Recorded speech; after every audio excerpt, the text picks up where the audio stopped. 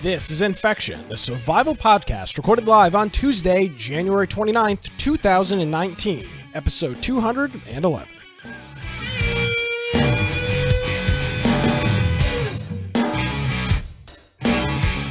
Hello, ladies and gentlemen, and welcome to another episode of Infection, the survival podcast. Infection is your source for the latest information on survival video games. We bring you the latest news, reviews, updates, and more each and every week. My name is Nick Craig. You can follow me on Twitter at Nicholas M. Craig. Of course, you can visit our website. It's infectionpodcast.com, and we're here at our normal time, 7 o'clock. So fake news, we lied. But nevertheless, we're here. Let's see, the final show of January, Brian, as we are already well into 2019. You know, different year, as this is our first episode now into our second episode into the 5th year of our journey together. So, yes. How are you this evening, my wonderful co-host?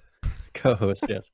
I'm doing well. If you want to find me on the internet at Boise Computer, of course, my blog, biteoftech.com. Of course, the best way to get a hold of us, to contact us, to help us with the show would be to go on to our Discord server. If you go to our website, infectionpodcast.com, on the right-hand side, just on the upper right, there's a join our Discord. And in there, we have a news channel. If you join that, it's a great way to be able to give us news, topics that you think we should cover, maybe something you think we've missed. And also, people hang out and chat. If you want to participate in the Friday night game nights that we do, then make sure that you come out and join us in Discord.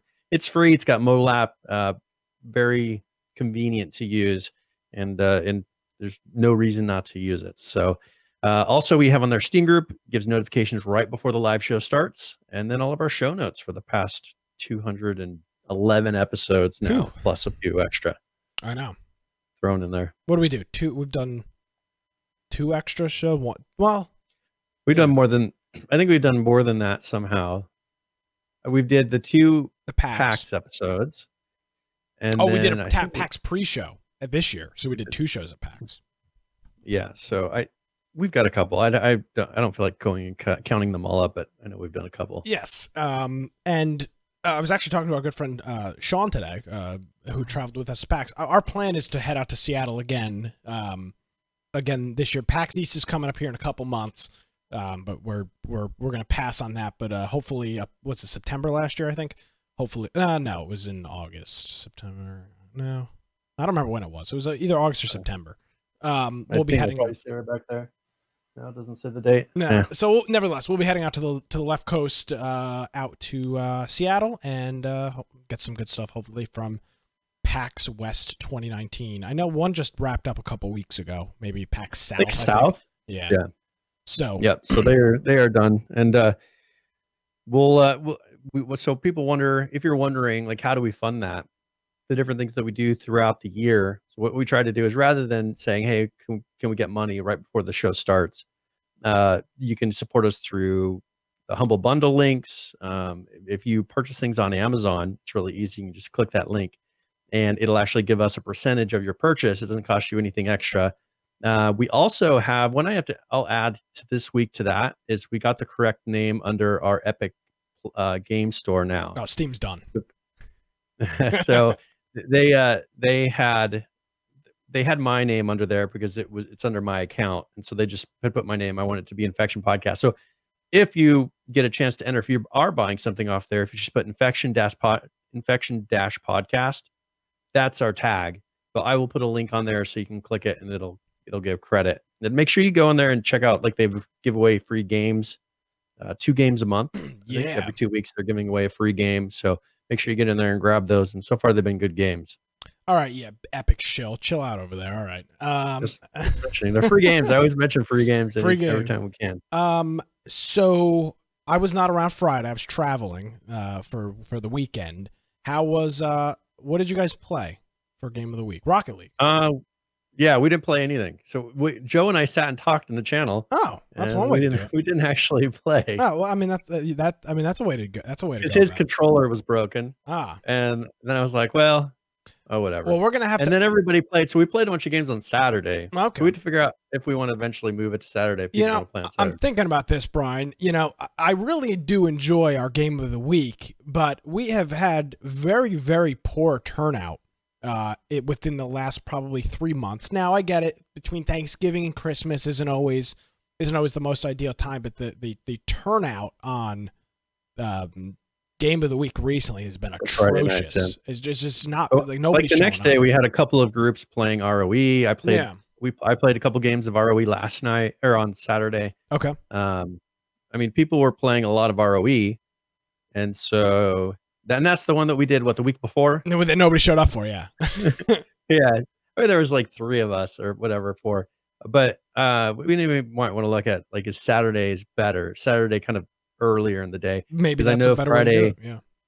Friday, people for a while that sounds good until you want to go out to dinner with your wife or do things. Well, if you've got an opinion either way, either for keeping it on Friday or maybe moving it to like Saturday, call it like 1 or 2 o'clock Eastern, let us know. Just drop us tag Brian and I in Discord, and it'll pop up. And I can go. And Laura back had and an read appointment, or else she would have been there. But that's the thing. Is Friday's tough when you have stuff. It is tough. So if you were, maybe we'll do a couple Saturdays and see. But nevertheless, this Friday we do have a game going on, and Brian, we're actually not hosting it. I think we'll both. I mean, I'll be there playing, but we a tag team effort to take over Game of the Week. Green Man Cartoons, our friend Green Man, and our resident expert in law, Saul, YouTube star. Green Man. You have to introduce him correctly. Verified YouTube channel, Green Man Cartoons, and our resident attorney, Saul Goodman, are hosting League of Legends. So if you're a League fan, I don't know what kind of nonsense they're going to be playing on Friday, but join us for that, and we'll have a good time. As when people do show up, we always do have a really good time. So Game of the Week will be a little League of Legends coming up this Friday night. Very good.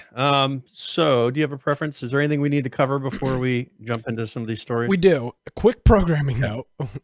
Yes. Next week's show will be live at 6 o'clock Eastern. For real this time. Yeah, that's the plan. The event I had to work was postponed a week, and it's coming up next Tuesday. So we'll be live next Tuesday from 6 until 8 Eastern.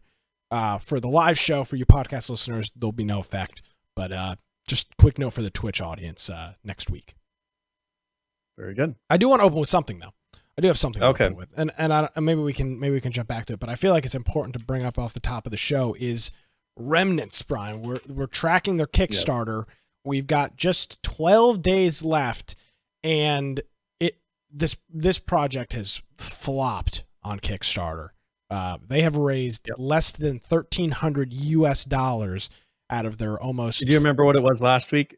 Last week it was 1,200 something, right? I think it was 1,100 something. So they've gained a couple of backers. I think they had 31 backers last week. So they gained 2 backers. Maybe over the last week. So it appears that the kick-starting goal, and nobody's gotten back to me about an interview, so that's fine. The kick-starting is not going to happen of Remnants. I mean, I could be wrong, but it just doesn't seem like. I mean, do you think that that's part of the reasoning? Well, the thing is, we asked him to interview before. I think it really kicked off. So how much of that plays into it? The fact that they're not responding to possible opportunities to promote their product or their game, or do they know that they're not going to get it and they just don't want to talk about it? We always joke about like, oh, we're a big deal, but when I would assume, and I'm not in this position, I'm not trying to cast, I'm not trying to throw rocks from a glass house or anything, but you're promoting a limited time Kickstarter, and I mean, our podcast is like the textbook definition of this game, what we talk about, and the opportunity arises to talk and to us. Again, I'm not trying to say like it's not very hard to get on the show. If you're a game developer and you want to come on the program, the invitation's open to almost anybody as long as you're within our genre. But it just seems odd that there was not more of a push to get on.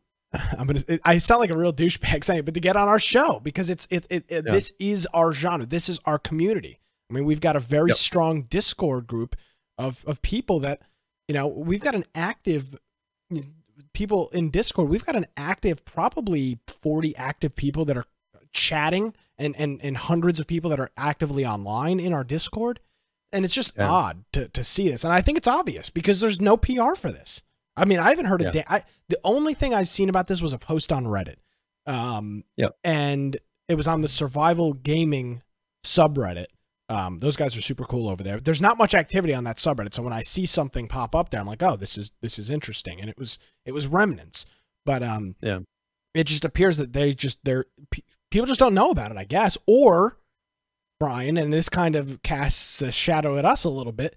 Is this the end of, or is this an indication that the survival genre is kind of fading away, that people are just not interested in adding another survival game to their Steam library? Is that what this is? I don't know. I mean, personally, I think it would be more that if you look at the trailer for the game, you look at it and you think, okay, well, there's kind of the crafting looks a little bit like Rust.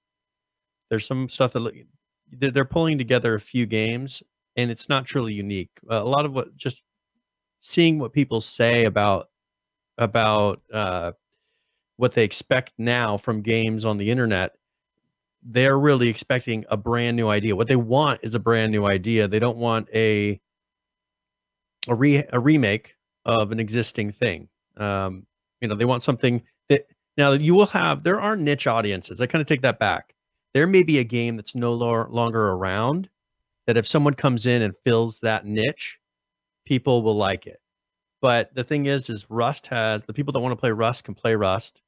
There's a number of games, and I don't feel like this is enough like H1Z1, to really fill that itch that people have. I just think with these guys, if they feel like they have something that's truly unique and different, that what they should be doing is every opportunity going out and showing that off.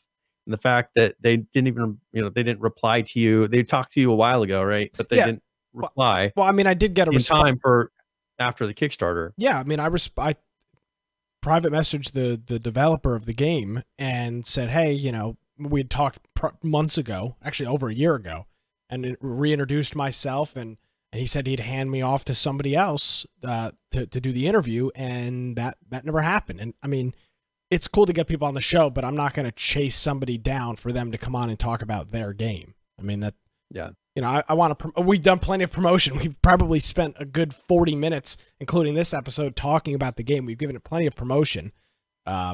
So, well, that's the thing is if they feel like there's something truly unique about this game, they should be willing to come on and say, hey, here's what makes us different. Because you always ask at the end of every interview, why? What is it? What is it about your game? Either that's going to bring people back, or why should I bring them to your game? Buy your game, or why should I give your game another try? It's always a simple question. And Jens Erik had the best response out of all the people we've talked to about it. However long ago, that was probably 6 months ago with probably longer, but maybe 8 months ago. But nevertheless, that's Remnants. There's a link on our website. There's been the past 3 weeks to their Kickstarter. 12 days left. It'll be interesting to see. They haven't put out any updates. They haven't put out any comments from the from their team on the Kickstarter, like as far as, hey, here's what we're trying to do. Like the one thing that I would have seen different, like here they're saying they want to have very intensive mod support. Mm-hmm. That's something that you don't really see on a survival game right now. I mean, there's Ark, which it's very limited. It's not, you're not going around and kind of like the old Arma style of having gunfights and things like that in Ark. Ark is kind of its own thing. Yeah. I think that if they felt like, hey, our mod support is going to be really cool, you'll be able to do this, this, and this, that'd be something we're talking about. And I think those are the kind of things that would have sparked interest in the game. But it's one little blurb on their thing. They say it's a must for us. Okay, well, get people excited about that. If you get the right people excited about something like that, and you give them the confidence that you can do it, people will get excited about it. Now, we are not very active on Twitter. We are way less active than we should be on Twitter. So this is going to come off very hypocritically, but we're not really selling a product. Their last tweet was that their Kickstarter is live, and that was on January 12th. So they have not tweeted in almost, let's see, 1, 2, 3. It'll be 4 weeks, 3 weeks coming up Saturday. since they've put out a public tweet. Now they've tweeted since then, trying to talk to YouTubers, but there's not been a public tweet since the 12th. So that may also have something to do with it. And they're trying to contact YouTubers now. It's a little bit too late to they should have been talking to them before it went to Kickstarter. Yeah, I mean, it's a little, you've got a limited time scope to, and again, I'm not trying to beat up on these guys. I mean, that's not the intent here, but we've seen a lot of these Kickstarters and crowdfunding campaigns come and go. And this one just, I know it's a small group of people. It's literally 3 or 4 people, but this does not appear to be well fleshed out.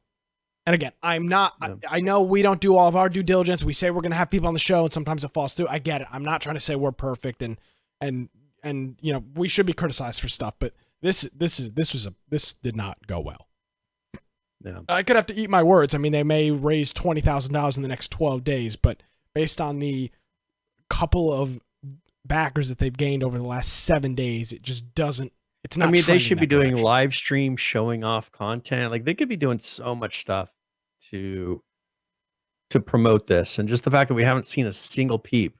You follow their Twitter, you just haven't seen a single thing. That's just, I don't know. Like I can't think of an excuse for it that would justify what's going on with them. So, maybe if they were on here, they'd say, "Oh no, we've done this and this that you guys can't see." But the thing is, you would expect whatever you're doing should be seen if you're wanting to promote it. Yeah. So we'll see. Yeah, absolutely. And hopefully like Zera, they can rebound from, because Zera had was it a failed Indiegogo or a failed Kickstarter? Failed Kickstarter. Josh over there at Zera has been able to rebound and is still moving, full steam ahead with their development. He got an angel investor. He's moving forward with it. He's developing it. He's been doing tests on a regular basis. I mean, the thing is he's doing another test. So they did one this past weekend, and he's going to be doing another one on the 8th. So it starts on the 8th of February, and then we'll go for, I think he does it for like 3 days or so, 2 or 3 days. Yeah, maybe we'll probably do that maybe we'll do that for our next game of the week. Yeah, we'll do that for game of the week next time. Yeah, that'll be good. So yeah, there's Remnants. Link is on our website. It's infectionpodcast.com. I don't want to derail the show or do anything with that, but I just thought I'd bring you an update, and we'll have, I guess, one more next week, and then it'll be over. So one more chance next week to get an update before it wraps up here. And they have a Discord. I mean, I haven't gone in there. I'm in it. I've been in it for a while. I mean, there's some activity. I wonder if it'll tell me how many users are in there. 17. There's 100 people online, 20 people that are legacy members, 2 elite members. These are people just online right now. 6 people that are alpha. Okay, so here's my question. There's plenty of people in here. All these people, they have 33 backers. So what is it? Like, how are they not converting those people that are in their Discord? How about this? To backed? They have almost 500 people offline. So they've got probably 600 people, maybe 650 in this Discord, set close to 700. Yeah. I mean, that's a decent sized Discord, but it just I don't know why it's not happening. Yeah. Well, we'll see. I mean, we'll see if we hear anything after. Hopefully they make a statement. I mean, I'm assuming they'll say something in their Discord rather than just shut it down if they are going to not move forward. Yeah. So we'll have to find out. And I think this is their second failed Kickstarter, if I remember correctly. I'm reading through the Discord right now. I guess I should have. The developer said here, I never had high hopes for the Kickstarter, but it was worth a try. So I guess that means that's the way they're moving forward. All right. Well, and I don't know. There was a Remnants that was, I thought they had tried it before or done something before, so we'll have to see. Yeah, we'll find out. All right, so let's go ahead and talk about. I don't know if you want to talk about. Let's talk about another game that is hoping to get started, and this is something Just Survive has kind of been teased, as far as Jay saying maybe it's going to come back, we're trying, we're in discussion. So the community manager for it's pretty much king of the kill now is so he's for the new company. He's the community manager for them. He actually discussed a little bit on his Twitch stream that he was doing. And so I don't know if you want to play this. It's like a minute and something. Yeah. But this is him kind of answering some questions, and I figured maybe we can discuss, what you think about this. We can, and this is Super Sonic. His name's got like numbers and whatnot in it, but this is Super Sonic, the community manager over there. Yeah. Upgrading the graphics in PS3. No, we're talking about making the graphics PS3. Not necessarily graphics, just like things that have to do with time of day setting, looking at lighting, stuff like that. By the way, they're not talking about PlayStation. They're Why talking can't about he open the servers the now? Play Test 3 that they did. Yeah. It's a company-to-company thing. It doesn't have anything to... Jason Epstein has an investment in the company. He doesn't have, like, controlling ownership, and it still has to be... That's not quite how that works. It so still has to go through... in chat. Yes. And, like, rights have to be agreed upon. Right? There's a transfer of rights which has to be purchased from him to the other one, which means there's a lot that goes into that. That's outside my area of expertise, so I'm actually just going to leave it at that. There's more to it than that.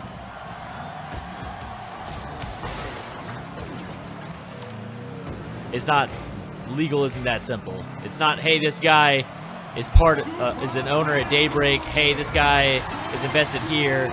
We automatically have the rights to use everything. It still has to be agreed upon. But could he open them again as Daybreak? Could he, if he wanted to, like, just cancel the negotiation over Just Survive and turn it on? I suppose he could. I don't know. I'm not sure, because I don't know where it is in the legal process. I don't know what has been agreed upon already. Like, I don't... Like...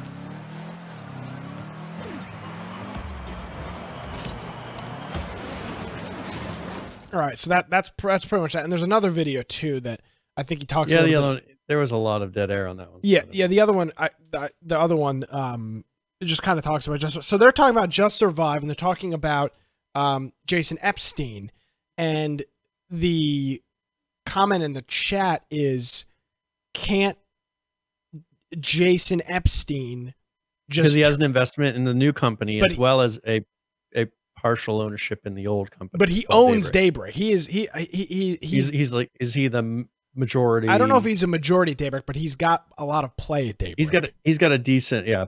I know he has a large percentage of ownership in it. So, and again, unfortunately, this really pisses me off about stuff on the internet. Things get dumbed down to the point where it's like, well, why can't he just turn on the game server? And it's like okay, like, and even the community manager here is saying, like, legal isn't just like, oh, you are here and here, legal doesn't law good, you can do that. No, that's not how intellectual property or anything like that works. It's a very it's a very imagine long, if they did just turn it on. process. They don't even have a team there anymore to support it. So like, it'd be them putting it on a server, just like turning it on and walking away. There's not a team of people dedicated to Just Survive right now anywhere in there. They're all gone. They're all fired or quit or gone and moved on to other places. And this guy's talking about Daybreak turning it back on, meaning that Jace Hall's group of Jace Hall, Clegg, and Anthony Castellano would not be involved. This would stay in Daybreak, who is like... Yeah, so people are that desperate. They were like, oh, can't Daybreak just turn it on? Daybreak has no interest in turning it back on. They're not going to get enough sales, and they're not going to put the team in to fix it, to make it something that would be able to sell again. So Brian, I saw this on Reddit, and I'll try to get the guy's username. I saw these videos the other night, and was thinking about, our experience in H1Z1 Just Survive, and you brought it up a little bit earlier. You mentioned when we were talking about Remnants, is there a game that can fill a void? Is H1Z1 is there a void that H1Z1 left? And the way I'm kind of thinking about this, Brian, is let's say let's say I could, clap my hands together and H1 and Just Survive is at the spot and at the place that it was in, call it July or August of 2015, 4 or 5 months after the game was out when we were playing it really actively. Yeah. Would you be playing it like you played it in July of 2015? Would you not play anything else? Is there really, what I'm trying to ask is there really a void there? Like, is it going to shake the industry, our industry, in terms of the survival genre? That's my question to you. So the thing is I think that people have, what do you call it, rose-colored glasses when they look back on stuff like this. Oh, yeah. And I think that people are remembering that unique time. And first of all, 5 years ago, technology was different. People had different expectations. You'd be surprised how much, if you just look at the graphics and the gameplay and everything, it's actually changed a decent amount in 5 years. And back then, that was just it was acceptable. It was definitely behind the times, but at that time, it was still not current for sure. But people were willing to put up with it because there wasn't really anything like it out there at the moment. I mean, there was DayZ, but DayZ was on an even older, more outdated engine than this. And so I think that if it were just turned on and I mean, it was on, but if it were turned on and turned back to that point in time, I think people would play it for a month maybe, and then it would be dead again. And I don't think it's not Just Survive itself that is what's missing. I think people want that that feeling of that.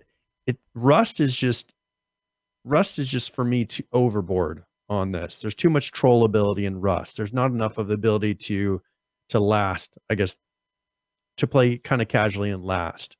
I guess what made H1Z1 or that became Just Survive a little bit different was that it would go and you could, as a single player, go in, play, and then leave for a while. Your body wasn't persistent. There's just like little details like that when you play Rust and you play Ark, the fact that your body always stays there, so you never have stuff when you get back on, like that's demeaning when you play a game.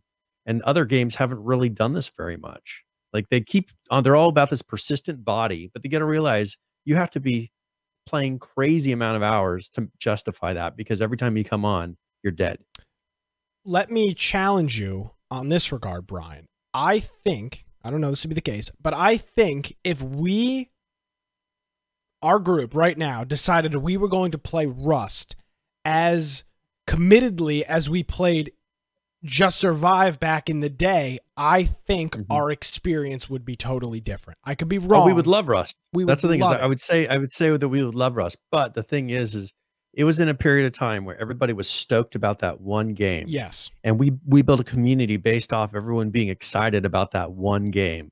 The chances of us getting everyone excited in the exact same way for one game again is very difficult.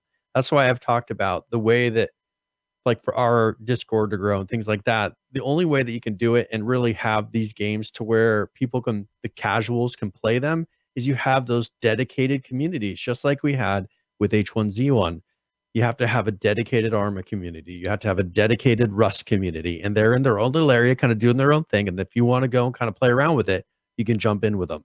But there has to be a dedicated. I mean, for us, we jump between games so much that you never quite get dedicated. So I think that's the only way that you could really experience those, see how they're supposed to be done, and then you would probably enjoy it. Rose, we have discussed at length everything was better looking back. It's just human nature. I mean, I always bring up the example, people hate when I do, but Modern Warfare 2, people my age, the people from probably the age of 19 to 25 or 26 will say Call of Duty Modern Warfare 2 was the greatest Call of Duty ever. That game was a broken pile of garbage all the time. Garbage. It was just broken constantly. Hacks, glitches. It was just a mess. But I still say it's my favorite Call of Duty game. But I go back. I can play it now. It's backwards compatible on the Xbox One. I pop in my Modern Warfare 2 disc and it plays. Guess what? Servers are empty. I played it with our friend Musty a couple of times, and we have to go. We have to be like, all right, Saturday afternoon, probably 5 or 6 o'clock Eastern. There's going to be people playing, and we play with the same group of people for like 4 hours because there's just nobody playing. Yeah. It's the rose-colored glasses, and I'm looking at these comments on Reddit, and people are saying, would be nice if they brought it back to the pre-split of H1Z1. Thanks for this issue. Thanks for this post. Really hoping Just Survive comes back in some form or another. I miss it. I understand people miss it, and I just don't know, Brian. I feel like if they make H1Z1, put on your time machine and go back to 2015, people are gonna hate the game, and there's a couple reasons for it. There's no competition in 2015. What other games were competing with it? I don't even think Rust was out yet. No. Maybe Rust was out. Maybe Rust was out. Okay. So but you got to think DayZ was they didn't have the standalone. They did have the standalone, but it was it wasn't non-existent. It wasn't in a workable state, right? So that was a very unique time to where people, and it still isn't in a workable state, but that was a very unique time where people were willing to step into that, and there wasn't another game releasing the next week to pull everybody away. I mean, we got to think we had 6 months of no competition in the original release of H1Z1. I mean, I don't remember other games even coming out and saying, "Oh, I wish I could be playing that, but I don't want to be pulled away from this." Like that never happened during that first 6 months that I remember. So now, good luck with that. I mean, you've got constant titles being released and alphas and things from major companies, where they're testing. People are familiar with Frankie on PC in 1080p. Mm-hmm. I think that used to be his channel name. It's different now. He uploaded a video called Sniper Killer Arma 2 DayZ Mod Episode 1 6 years ago. It has almost 8 million views. Now, don't get me wrong. He's a popular YouTuber. I'm not trying to take away from that. But looking at videos like that, Paul Source Jr., the Minecraft dad guy, he uploaded videos that have millions of views from that. I mean, there was so much interest in that game, and people were dropping. It was $45 or $50 to play DayZ. You had to buy Arma 2 and Arma 2 Operation Arrowhead. You had to really make an investment. I had this piece of crap Toshiba laptop, and I literally went out and bought a pre-built computer on iBuyPower or so, one of those companies, because I wanted to play DayZ. This was like 2012 or 13 probably. I just wanted to play the damn game, and it was just different. There was nothing like that that existed, and I just. But the thing is look at what links that together with H1Z1 is you'd be able to get geared up when you wanted to stop playing. You'd log off, you'd come back, and you'd still be geared, and you could kind of keep going and hunting people. And if you're really good, you could survive for a long time. And that was what made that, I think, fun for a lot of those people that were playing solo. Other than that, if you're playing with a large group, that's what made it fun. It catered to both. And I think that I don't really care if H1Z1 comes back as H1Z1. There's so many development companies that could turn around and make a much better product now on like Unreal Engine. I mean, they just could. I don't want them to try to revive something on a crap engine that has no future, personally. I mean, you got to think, you don't want Just Survive. I mean, you don't want that engine. It's never going to get better. I've said it. I don't know how many times I've said stuff like that, but it's never going to get better. Yeah, I mean, I've been saying it for years now. It is never going to get better. So don't say that you want Just Survive back exactly how it was. Just like they're saying, PS3, preseason 3. We want preseason 3 of H1Z1. Well, you know what? That probably wasn't that great either. That's just when it was the least buggy. They could have. If you guys would be less stuck on preseason 3, just say make the game good. Like don't say everybody's asking them to turn back the clock. And you don't want to know a secret? Probably when they've done that, people won't play it. I said that 6 months ago. Shocker. I mean, yeah, you're absolutely right. And Donnie is bringing up the point. I forgot about this controversy at the time. Frankie had a very he had a group of people that were modding his server heavily to make the game play out a certain way. But nevertheless, the hype that those videos drew, and this was, you know, we had a lot of stuff come from that. We had that War Z game that came out that was like kind of a cartoonish DayZ. I bought that game. There was a couple of other ones, and then bam, H1Z1 hits the market. And I don't even know why you and I were so. I don't even think you and I had really played video games before H1Z1, to be perfectly honest with you. Not together, yeah. And for whatever reason, you and I, we obviously had already talked plenty. We were already friends online, but for whatever reason, this game both appealed to us at the same time, and the hundreds of thousands of other people. But I'm just telling you, Brian, I don't care what anybody says. I genuinely feel that if they brought back H1Z1 today or tomorrow or next year, it doesn't. I don't think it's going to matter. I would love, and I've said this ad nauseum, I would love H1Z1 to be back at the state that we remember it. But the second you hop in those servers and realize how broken the game is, how broken the game was, how the mechanics are not really that good, you're going to say, this is junk. And then it's going to be on to the next Steam greenlit game or the next early access or, I mean, the next AAA title. I mean, you know, we're gone. I don't know, man. I really don't know. Yeah. Now, and that's the thing is you could easily, like Haunted in chat, he's saying, you know, he wanted to go back to the dam patch. And that's the thing is that, okay, so that was probably the best point of that whole experience. After that, then they said, oh, we're going to make this thing way different. We're going to go crazy with it. They started turning it into an RPG, and it just kind of died at that point. But I think even if you went back to that patch, like you'd have certain group of players that would play it. Of course. Like there's people that play really old games and that's the only game they play. But I don't think you'll ever get, and the amount of hackers that you would have, and I just don't have the patience for it anymore. Here's the thing. Would they be willing to have and deal with miscreated type numbers? Now, I'm not bashing Miscreated, but Miscreated has got an active, call it 1,000, maybe 1,500 players that are active in their game, maybe 2,000 if you want to get a little edgy with it. 2,000 active players. Yeah. But Miscreated, from what I understand, I could be wrong, they don't have a central office. They've got developers all over the country. One of them, Chris Sprance, lives not far from me here in the southeast part of the United States. There's that. Daybreak is a company that employs people to come into their office in San Diego, in California, which is one of the most expensive states to live at in the United States. It's in San Diego, which is an incredibly expensive place to live in California, and you're maintaining a building, you're paying, I mean, again, I don't know what the Miscreated people are doing, but when you're working full-time at a company like that, there's insurance, there's probably some type of retirement package or plan that's built into that. There's all of these things that a game like Miscreated, I don't think is doing. Could be totally wrong, but I'm just going to hedge my bets that they're not, all of their employees probably don't have health insurance from the company, that is, or retirement plans. Could be wrong, but that's what I'm saying. Daybreak can't survive off 1,500 active players in their game. That's why you see I mean, literally nobody's even playing current King of the Kill.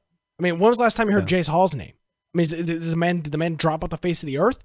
I mean, yeah, it's been like a month or at least. That's what I'm saying. So let's say, great, we turn on the H1Z1 and in retrospect to the numbers that we see now with games like Atlas and Ark and Rust, H1Z1 didn't even come close. I mean, their peak was like 140,000. I mean, the Ark has got 150,000 every weekend playing the game. So 2,000. Well, and that was the China numbers. That's the thing. That was China. You're having 100,000 swing in players when China would come on. Now you look at, I mean, we look at Ark and we look at these other games. When China comes on, like there's a million swing. Was it PUBG? There's a million swing. Yeah, literally 800,000 players. That is more successful. Now you could really dig into it and realize they're probably not nearly as successful in the United States, but H1Z1, its swing was 100,000, which is a drop in the bucket compared to the million. I think that people want it to. I mean, I understand what they want, but what really needs to happen is the company needs to come in another company and say, you know what, we are going to fill those shoes. Here's all the things that make us have those positive experiences, but you know what, here's what we're going to fix. And here's what's going to be better. But Brian, I disagree with you. I don't think there are shoes to fill. I don't think there's enough people that really want to play a game like that today. I mean, Miscreated is probably the closest thing that we've got to H1Z1. And as I look right now, there are 619 people playing. Where are the shoes? Where is this magical number of 20 to 40,000 people that are going to swarm to this new game? I just don't know. I don't know that it exists. I mean, Remnants looks a lot like something that H1Z1 could have been. They've yet to raise $1,500 on Kickstarter. Like, where is it? I mean, I just don't possible know. that the audience has moved on, or you know, they've gone kind of with the trend. I mean, look, we started out as H1Z1 Survival Podcast, but we talk a lot about BRs quite a bit. Most of our show is BRs. I think that it's kind of forced. I think eventually it might come back. I think a really good game needs to come out that makes people remember what is so good about survival. And I just don't feel like, even with Atlas and these other games, like, I don't feel like that's true survival. I don't feel like I am struggling against the environment. I may be struggling against bugs at the moment and things not working right, but I'm not struggling against the environment. I mean, for them, survival was making it to where there was just a crazy vitamin mechanic. That's not survival. It's a pain in the ass. It was annoying, but for them, they were like, oh, this is survival when you make it hard to survive. Yeah. No. Like, I think a real good game needs to come in that makes you feel like you are surviving against the odds. We got our buddy Haunted in the chat. He's saying, I think the audience has been disappointed too many times. I mean, it's this PTSD of buying a game to get let down over and over again. I mean, I agree with that totally. And that's part of the thing is, we say there are shoes to fit. I just don't know. I don't know. Again, totally But the thing wrong. is, you look at Miscreated, there's too slow of, as Sarah is bringing up, there's too slow of a pickup in that game. The thing about H1Z1 that we loved is, all right, I died. Sure, I couldn't get back to my base, but you know what? I'm going to loot. I'm going to try to find a sniper. I'm going to get back to you, and then I'll be back in the fight.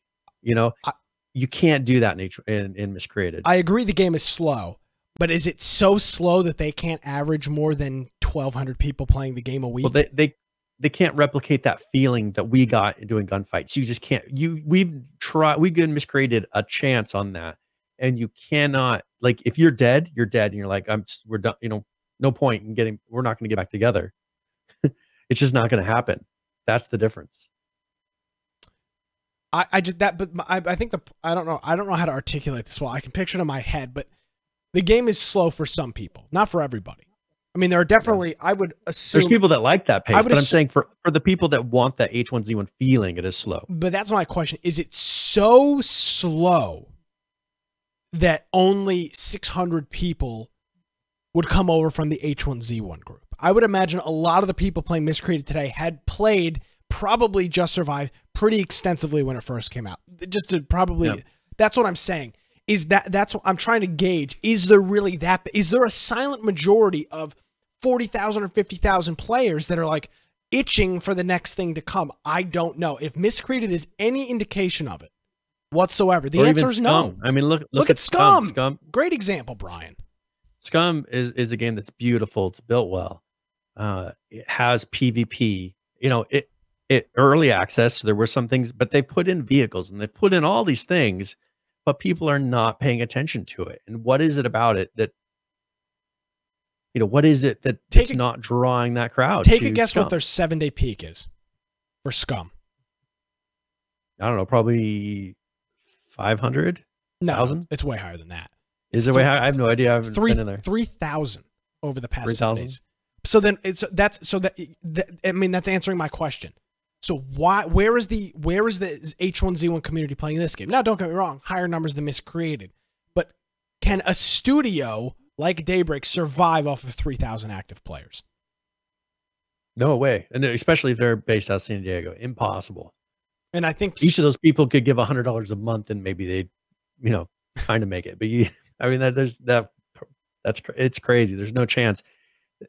Those studios, they rely on, and if you ever wonder why all of these large studios sell so many cosmetics and all these things, it's because they're selling you a game once. Now the expectation is everything is online. They're selling you a game once for, H1Z1 was $20.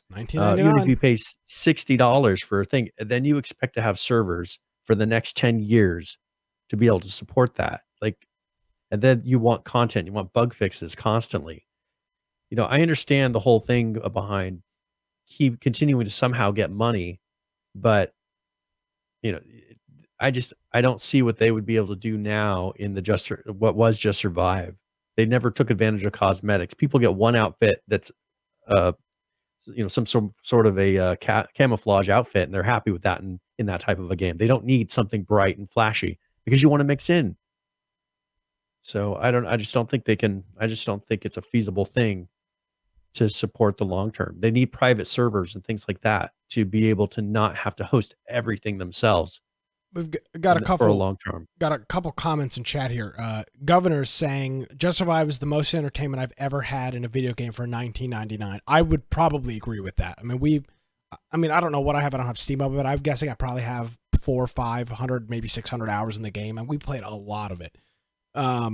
Donnie's making a good point about streamers, saying that Twitch viewers, for the most part, do not want to watch somebody play a survival game and want to watch the build. I mean, now when we were playing H1Z1, everything was about Summit, but Summit's a little bit different. I mean, he already had the embedded community that watched him play longer form games. You look at like Ninja's audience now, or Dr. Disrespect's audience. Are those people going to stick around in a game where they're not going to stick around while you build a base and you gather materials? Are they going to have no viewers? No, but they'll have plenty of viewers by any stretch of the imagination. But as Donnie says here, BR constant action. The break is between you dying and you getting into the next game, which in games like Fortnite is less than a minute in most cases, from death to into next game. So I think that has a huge part of it that has a huge thing to do with it as well. Yep. So yeah, I don't know what else they could. I just think it's kind of at a point where it's done. Yeah. For now, I think that maybe something will come out that'll be like, oh, that's awesome. So actually, let's go. I want you to play some. I want to have you play something here really quick. Okay. So at the very bottom here's a video. So here's a game that is a survival game that is going to be coming out here. They're actually just opening up a closed beta access so you can sign up. Okay. Play this video, and give me a second. Here's more of the expectation of survival now. And I saw people making comments about this. So after you watch the video, people are making comments. Oh, it looks janky. It doesn't look ready. Play this and then think in your mind, compare it to Just Survive. All right, let me get this up here. This is called Last Oasis.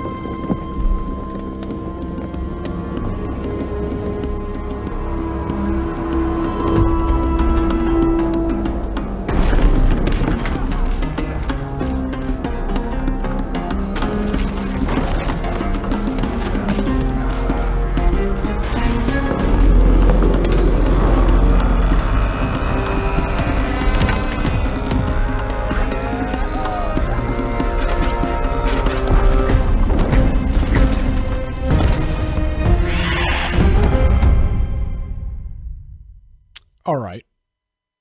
Last Oasis.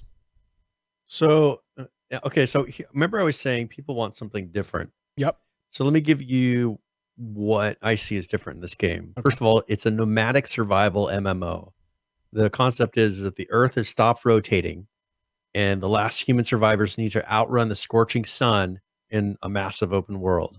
So the goal is that you traverse this world in those machines and try to travel. You harvest and have combat along the way. It has a base building system like that. I mean, if you were to hold that and Just Survive side by side, no comparison. I mean, people forget how basic Just Survive was. It barely had a base building system. But isn't that what kind of adds to the nature of how the game played? I mean, it was very casual. I mean, I looked at this, Brian. I felt like I was watching a fan-made trailer for a Mad Max movie. I mean, that's kind of the vibe I got. It's absolutely got that feeling. I mean, I guess, and without totally derailing us back to H1Z1, was the reason H1Z1 as popular as it was because it was so casual and you could just kind of play it? This game doesn't look like it's very casual just by looking at, again, just by watching a 2.5-minute trailer. It doesn't look like it's casual. It looks like you've got to invest a crap ton of time with a large group to get something done. Now, for a lot of people, that's great. And people have the time and are willing to do that. I, unfortunately, back in 2015, I did have that time. I was a college student, and I had plenty of spare time. I don't have that spare time anymore. I know you don't have that spare time anymore. Mm-mm. And that's what I was kind of getting at, of the fact that you can log off. I think that most of these games take for granted that casual level of you could log off. You could be a nomad on that game and just never have a base and still have fun in Just Survive or H1Z1. There's not many games that are like that anymore, to where you can run around and do your own thing. You don't have to be with the group. Here, I don't see that existing at all. I mean, this looks like a fun game, but it doesn't scratch that itch that's there for that game where you can have. Because the thing is, a lot of people like to be that troll. I think Rust takes that to the extreme. Everybody just trolls with bows and stuff, but it still wasn't that same feeling. It's just somebody running around naked, being a troll. That doesn't make you feel powerful and better about how you play. Like, that person's just a troll. You could have respected players in Just Survive that were single players, all by themselves, that could hold their own because they were good. I don't see that in Rust. I just see more trolling. People look at them and like, oh, that's a troll. Where in Just Survive, if someone did that, usually that meant they were good. So yeah, I see they've got a contact email here for content creators. We need to reach out to these guys. So there is a sign up. One thing is, I want to say the map on this is 100 square kilometers. That makes sense as a PvP, yeah, or as an MMO rather.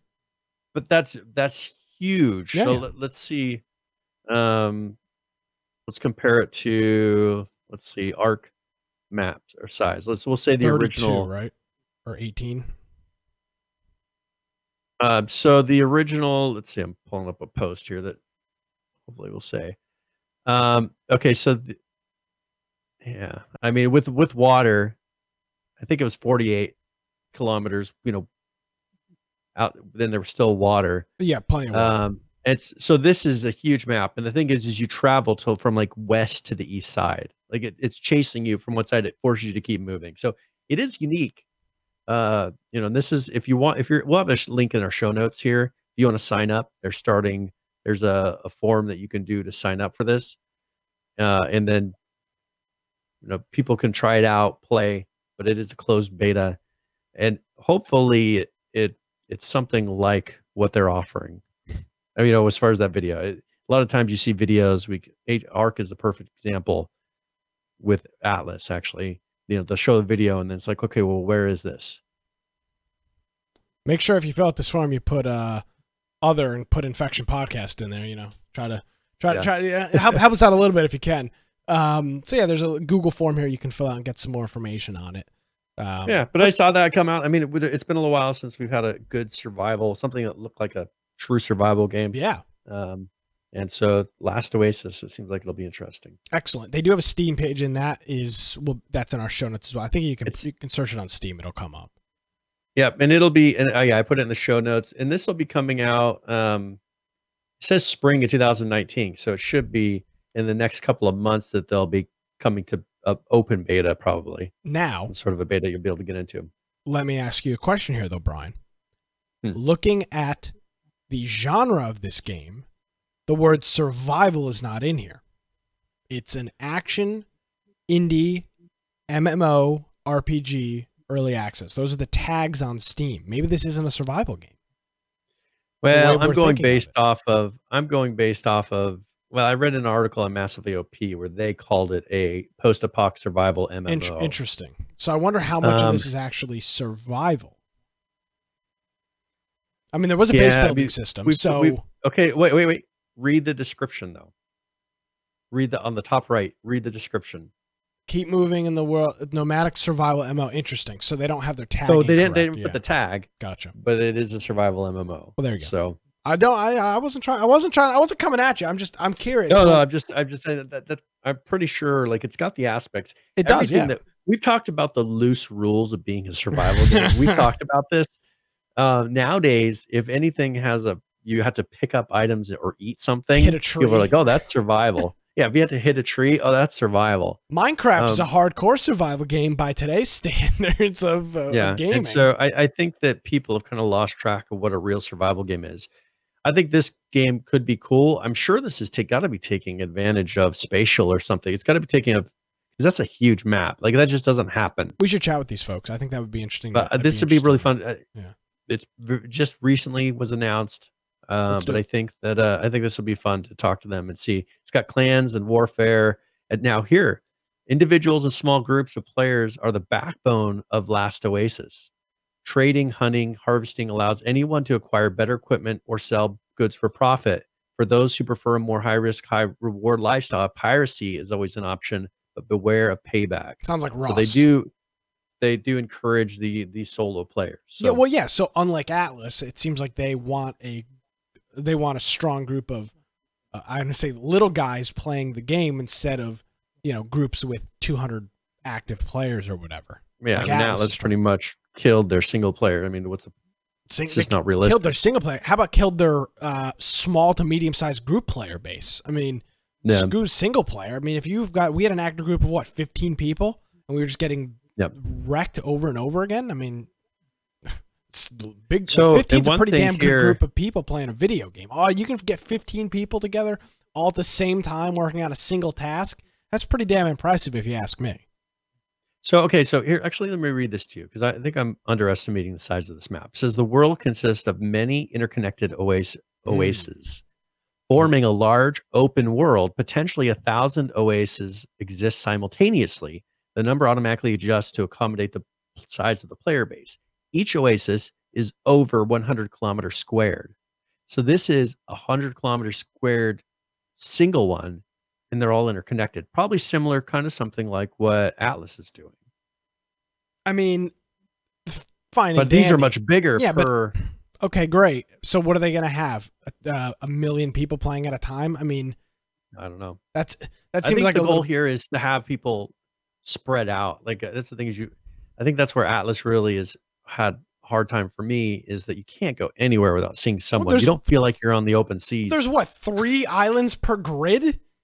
There's 48 grids or something like that? No, it's more than that. Maybe 100 grids or something like that per server. I mean, there's really not that many places to go.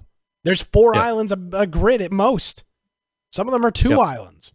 Yeah, and they're all very similar. Here it's saying like these different ones, each one will be like a different biome. So maybe you need a certain resource, you'll go to that oasis. And so I assume what they have, they're kind of like what they did with the ocean in Atlas, is this is probably going to be sand or, things that are like dead land. And you're making these machines so you can travel across them to get to these oases of resources. So, Oasis? I mean, it's unique. Oasis. Yeah, they keep, who knows? Oasis. Oasis. Whatever it is. But anyway, so this is different. And this is the thing I'm saying. People may not even realize like what they want yet. I agree. Here's someone who's coming into the game with something that's totally different. if it doesn't work, it doesn't work. But you know what? It could be awesome. Could be like, oh, people like this is something different. Just like BRs, when BRs really hit, like people are like, this is different. I want to play this. And everybody's now, it's like, okay, we've had enough of that. I've been waiting for the next thing to come. And this is different enough to where you could try it if it doesn't work, but this may even spark the next thing that is popular. You have just single-handedly flipped my viewpoint on this game in like 4 minutes. I mean, honestly, watching the trailer, I was like, this is another, Brian, I know you very well. I was like, this is another stupid Mad Max game that Brian loves, because I like Mad Max. Everybody else hated Mad Max. I'm like, here we go, another stupid Mad Max game. But the way that you just described that about not knowing what is next and just being a little bit different, you have totally swayed me to the other side. I'm hyped for this game now. I mean, I think there could be a lot of cool stuff going on here. I appreciate that. So we'll see how they do it, and if it comes out, I'm willing to give it a chance. But let's get a hold of them, because this is very new, and how are they making they just money? Announced in the last. Is there Kickstarter or something, or what are they funding it? They're going to sell it. Oh, so this is just the closed beta for them testing it. So okay, they will sell it after this. And I don't want any free to play games anymore. Because we've seen what happens with hackers and everything else. Like, I'm ready for a good paid game that has good content. Yeah. And, Scum, I was hoping was going to be that. For some reason, it hasn't taken off. We'll see if this one does. And Massively OP, the writer here, Bree, says that it reminds him of Conan Exiles with a Mad Max look, which we played Conan Exiles for a while. Conan Exiles is an awesome game. And if you haven't played Conan Exiles, highly recommend it. It's a really cool game. Well, okay, so do you think, just thinking back to H1Z1, the original H1Z1, part of it was you running around and kind of feeling like you were in that moment? What I think kind of ruins it for me in a lot of games is when I'm running around, like, I realize it's a game world and it's all fake and it doesn't really matter. Like, what was cool at the time about H1Z1 is you run around and you're kind of like, oh, look at those zombies. And like, it felt a little bit different. I don't know if we've gotten jaded over time, or if there just isn't a game that really puts you in the moment like that anymore. But I think that for me, that was something to where the way that they did that world originally, I'm like, I'm going to go over to this town, and like, I just don't talk about other games like that anymore. I see what you're saying. And I agree with what you're saying, but I think when it comes down to it, though, what really you get more into the game itself. Okay, what game can you name almost all the cities on the map by name? No, I don't know. I'm not sure. Has there been any game since? Like, that's the thing is, but I'll tell you what, Brian, that world was real to us. I was filibustering so I could pull this up. This is what had me interested in H1Z1. And for the audio listeners, this is an image of 1, 2, 3, 4, 5, 6, 7, 8, 9, 10, 11, 12, 13, 14, 15 people, and the photographer. 15 people. And the person right next to the photographer. 16 people playing at the same time. Playing people, who knows? I don't know if we like, this is what had me interested in H1Z1. It was I don't really get into the, I can't do the whole immersion thing. I'm not creative, so that whole thing doesn't work for me.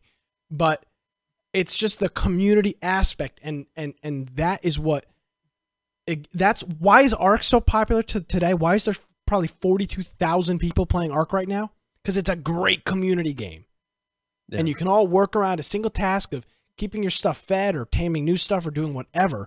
And I haven't played enough Scum to make an act. I mean, if I'm trying to compare Scum, I have no idea what I'm talking about because I haven't played the game enough. But games just fail to do that. I think Atlas is striking out big time on that because they don't seem to reward that at all. Miscreated, I think, has got a big problem with that too. It just doesn't feel like you can get in Atlas, community. You can't travel around the map and explore. Like, you're going to get, especially in PvP. We learned that really quick. Yes, instantly. Like, you can't. You hit a point where it's like, oh, I can't leave. I can't go anywhere because someone's just going to instantly break my ship. Like, they're not rewarding the discovery. And here, I just feel like maybe they can capture that.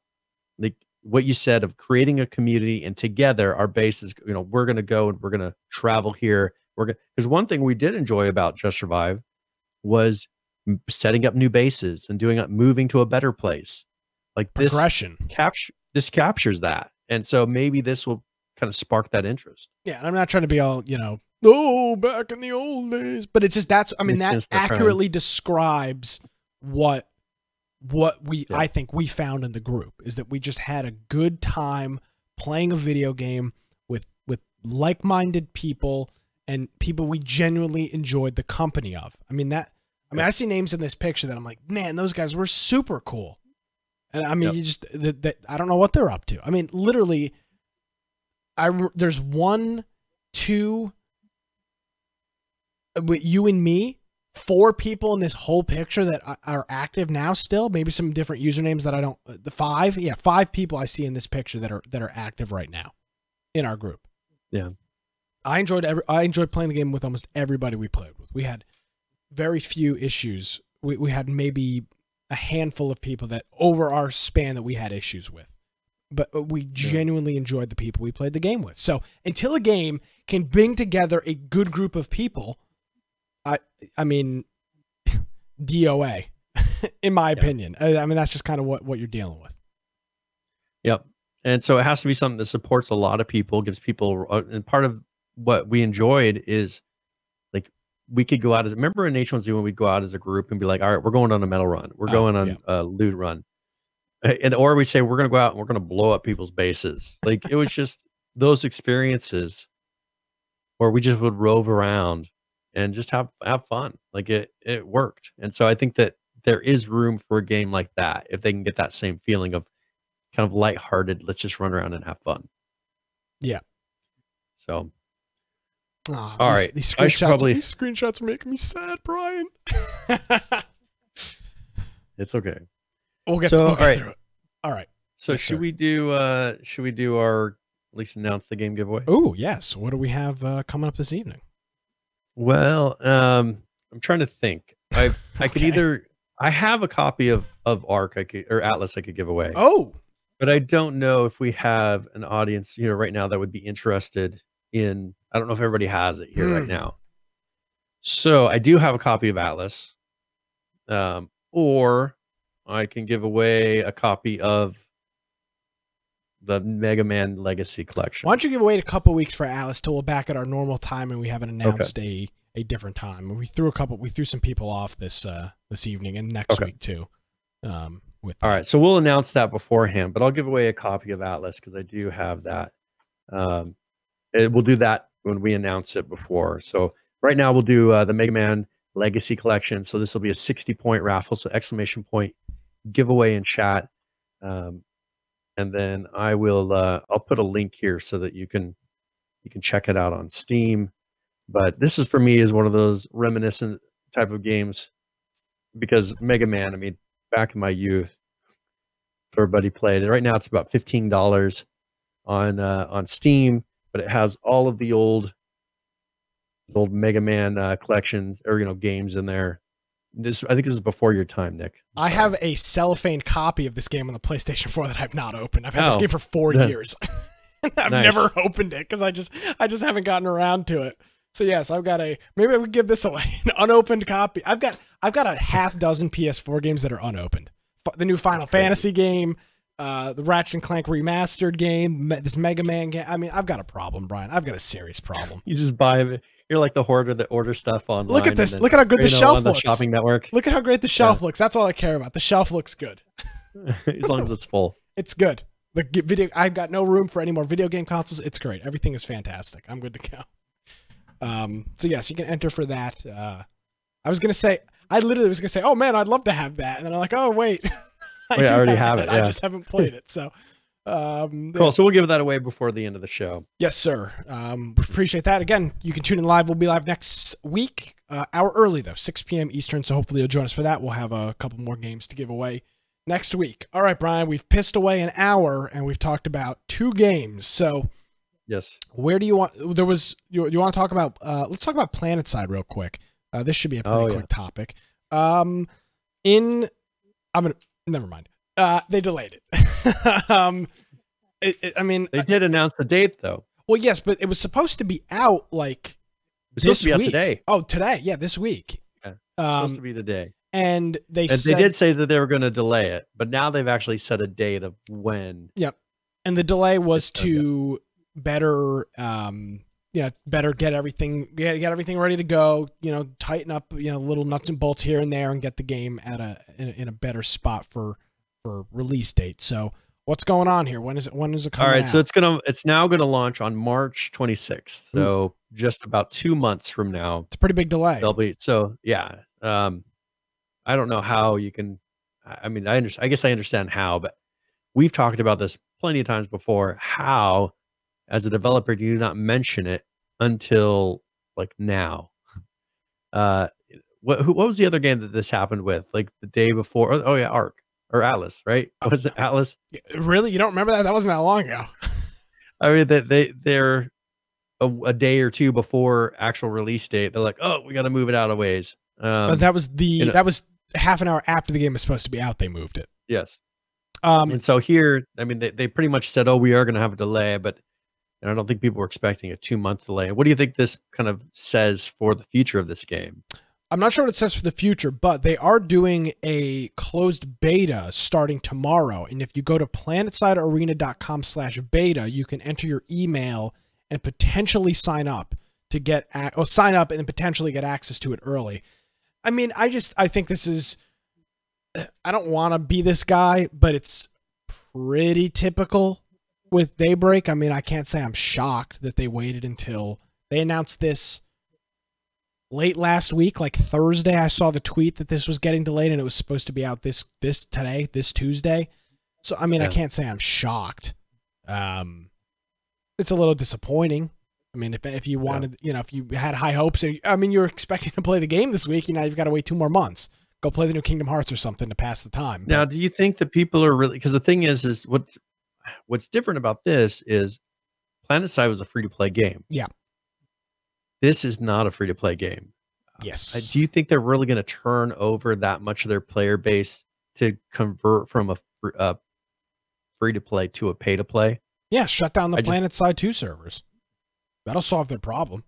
I mean, maybe that's what they want to do. Maybe they want a place to say, all right, we're moving over here. I think that probably did. By the way, you can buy it. Yeah, move over here. We'll give you, 90, 120 days to, play Planetside 2, enjoy it, and the servers are shutting down on this date, and here's a new game to play. I mean, that may be what I think part of it's that ongoing cost. I mean, I talked about that earlier. Very expensive. These games where you're expecting to have these servers online, it costs a lot of money to do that over time. And Planetside 2 may be hitting a point where they're not getting enough people paying for whatever things in it to justify the cost anymore. And this would be the perfect example of, all right, let's put out Arena.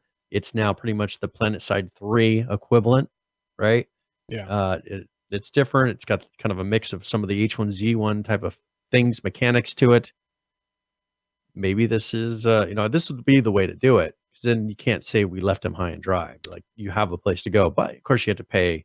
Was it $20-something bucks? Yeah, like 24. Does Planetside have a launcher? Do you remember? It did last time I played it. Well, Steam says there's 1,300 people playing it right now. So yeah, I don't know. I don't know if the launcher stays. I mean, but it launched. The thing is, it launched from Steam though. Yeah, but if the launcher closes instantly, then it's not really a good accurate number. Yeah. Or who knows? Nevertheless, I don't know. Maybe that's the number of people playing it, and is that, as you said before, is that enough to support that kind of a company that's based in a very expensive city? Those are questions we wonder about. I really don't have an answer with that. So Planetside Arena coming out 2 months from now. So if you were waiting on that, and the fact that their community manager either quit or who knows what happens, they're gone. That was for Planetside. Oh, Sarah, yeah, Sarah Flanagan. She was the community manager for Planetside and H1Z1, which I understand why you wouldn't be there for H1Z anymore. But she was also the community manager for Planetside. She was. Is that an indication that something's going to happen? Possibly. So, wouldn't be shocking. We've seen enough times where people get fired and then all of a sudden, well, she didn't get fired.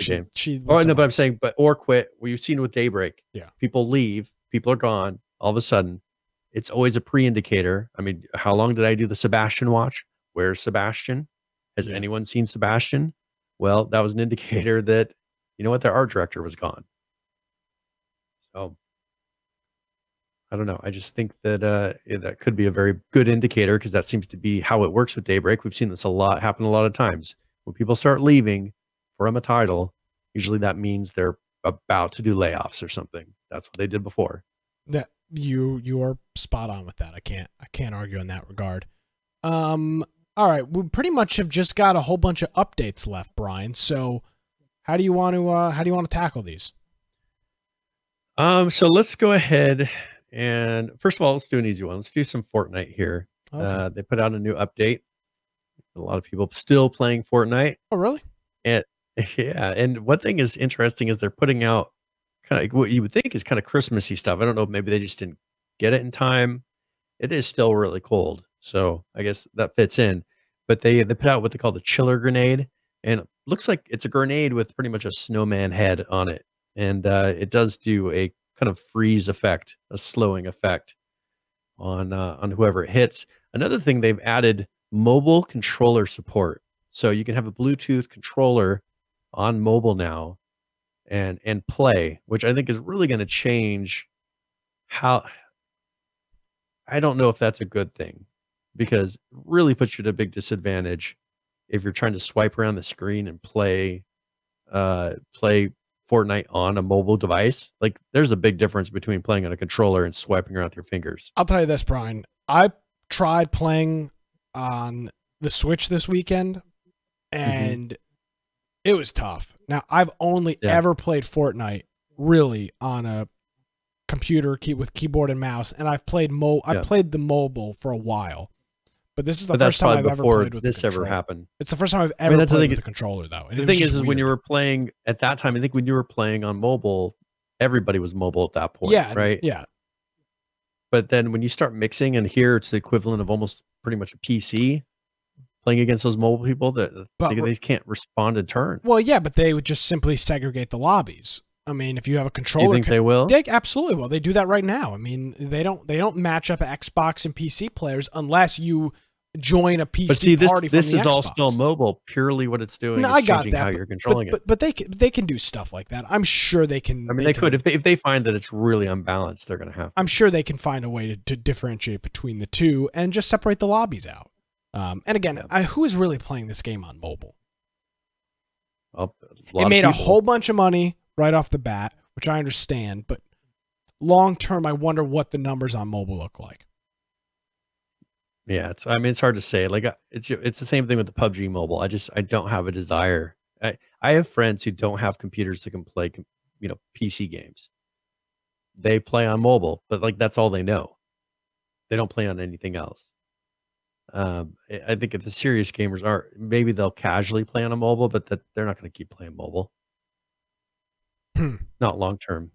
So, all right. Yeah. And so other than that, they just did a lot of fixes and tweaks and things like that. But that is a new thing. This is a pretty long list of changes that they did. It is a big patch. But they did for as far as the mobile controller support, they have a list of ones that you can do for Android. They have a couple that you can do for the iOS.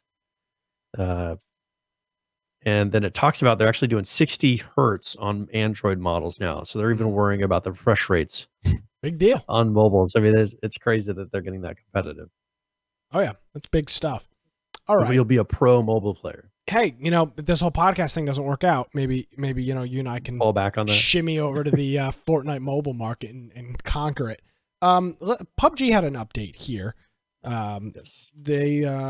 They did an update, and now this is their test, and this is on their test server. So this is an indicator of what's pretty much going to come out probably next week. I assume. Yeah, somewhere in that. Would you believe that this is their 25th patch test note for the test servers? I mean, this game has been out so long, but when they do updates. When they do these notes and these patches, they're pretty extensive. Like they don't really screw around. You find it's very rare that there's a patch with nothing in it. And it's just crazy to think, as much time as we've been talking about PUBG, this is their 25th test server update note. Yeah. So they've changed the way that the matchmaking works on test servers, which it's going to limit it to whatever they're trying to find out, essentially, so that those lobbies and matches fill up. But they've got a new weapon here. This is the Bizon, and it's an SMG. It you could look at the picture here. It's uses 9mm. Uses 9mm, and it holds 53 bullets by default. Can only take muzzle and sight attachments, so no foregrip or anything like that. So you could throw a throw a red dot and a silencer on it, or flash hider, and that's about it. It's a new SMG that they're adding to the game. But they've also, on top of this, added a new sight. And I believe the last time we had a new sight was the 2X. Because it was holographic. It was holographic in 4X, if you remember. I think a long time ago, they added the 2X sight into the game. And this is what is that a C or an A? Canted sight? Yeah, canted. I think it's canted. Canted with an A. And it kind of is a mix between a holographic. It's kind of like a holographic. I'm not a gun person. It's kind of like a holographic without the holographic part, or maybe it's more like an ACOG sight. From that. And so if you turn to the gun like at an angle, so it has two sights on it. It has one that's more of a scope, and then one that's more of a hollow. And so you just you kind of angle the gun when you want to switch sights. So it lets you switch instantly back and forth between long and short range. Yeah, it's got almost like an ACOG and a holographic red dot sight built onto the same body. There's a list of the guns that it works on. It works on almost all the guns that you would imagine. And you hold down Alt and then right click to toggle between the different sights. So we've got a new gun, we've got a new scope, and we've also got a new vehicle. This is straight out of Tencent, who owns a whole bunch of PUBG. The snow bike. This looks like it's straight out of ROE. I wonder if you hit T and instantly pull it out and start. Just riding. Pull it out of your backpack and hang out. It's quicker than the snowmobile on the snow map, but it's got much less durability and it's easily destroyed. It looks like it's 2 passengers only. It may only be one. Actually, maybe it is only one. I don't really see where second person hard to is tell, without seeing someone on there. So they've got that in there. They made some world changes. The moonlight, so although it's a new weather setting. Yeah, it's a weather setting. Which there's an aurora, which is the northern lights.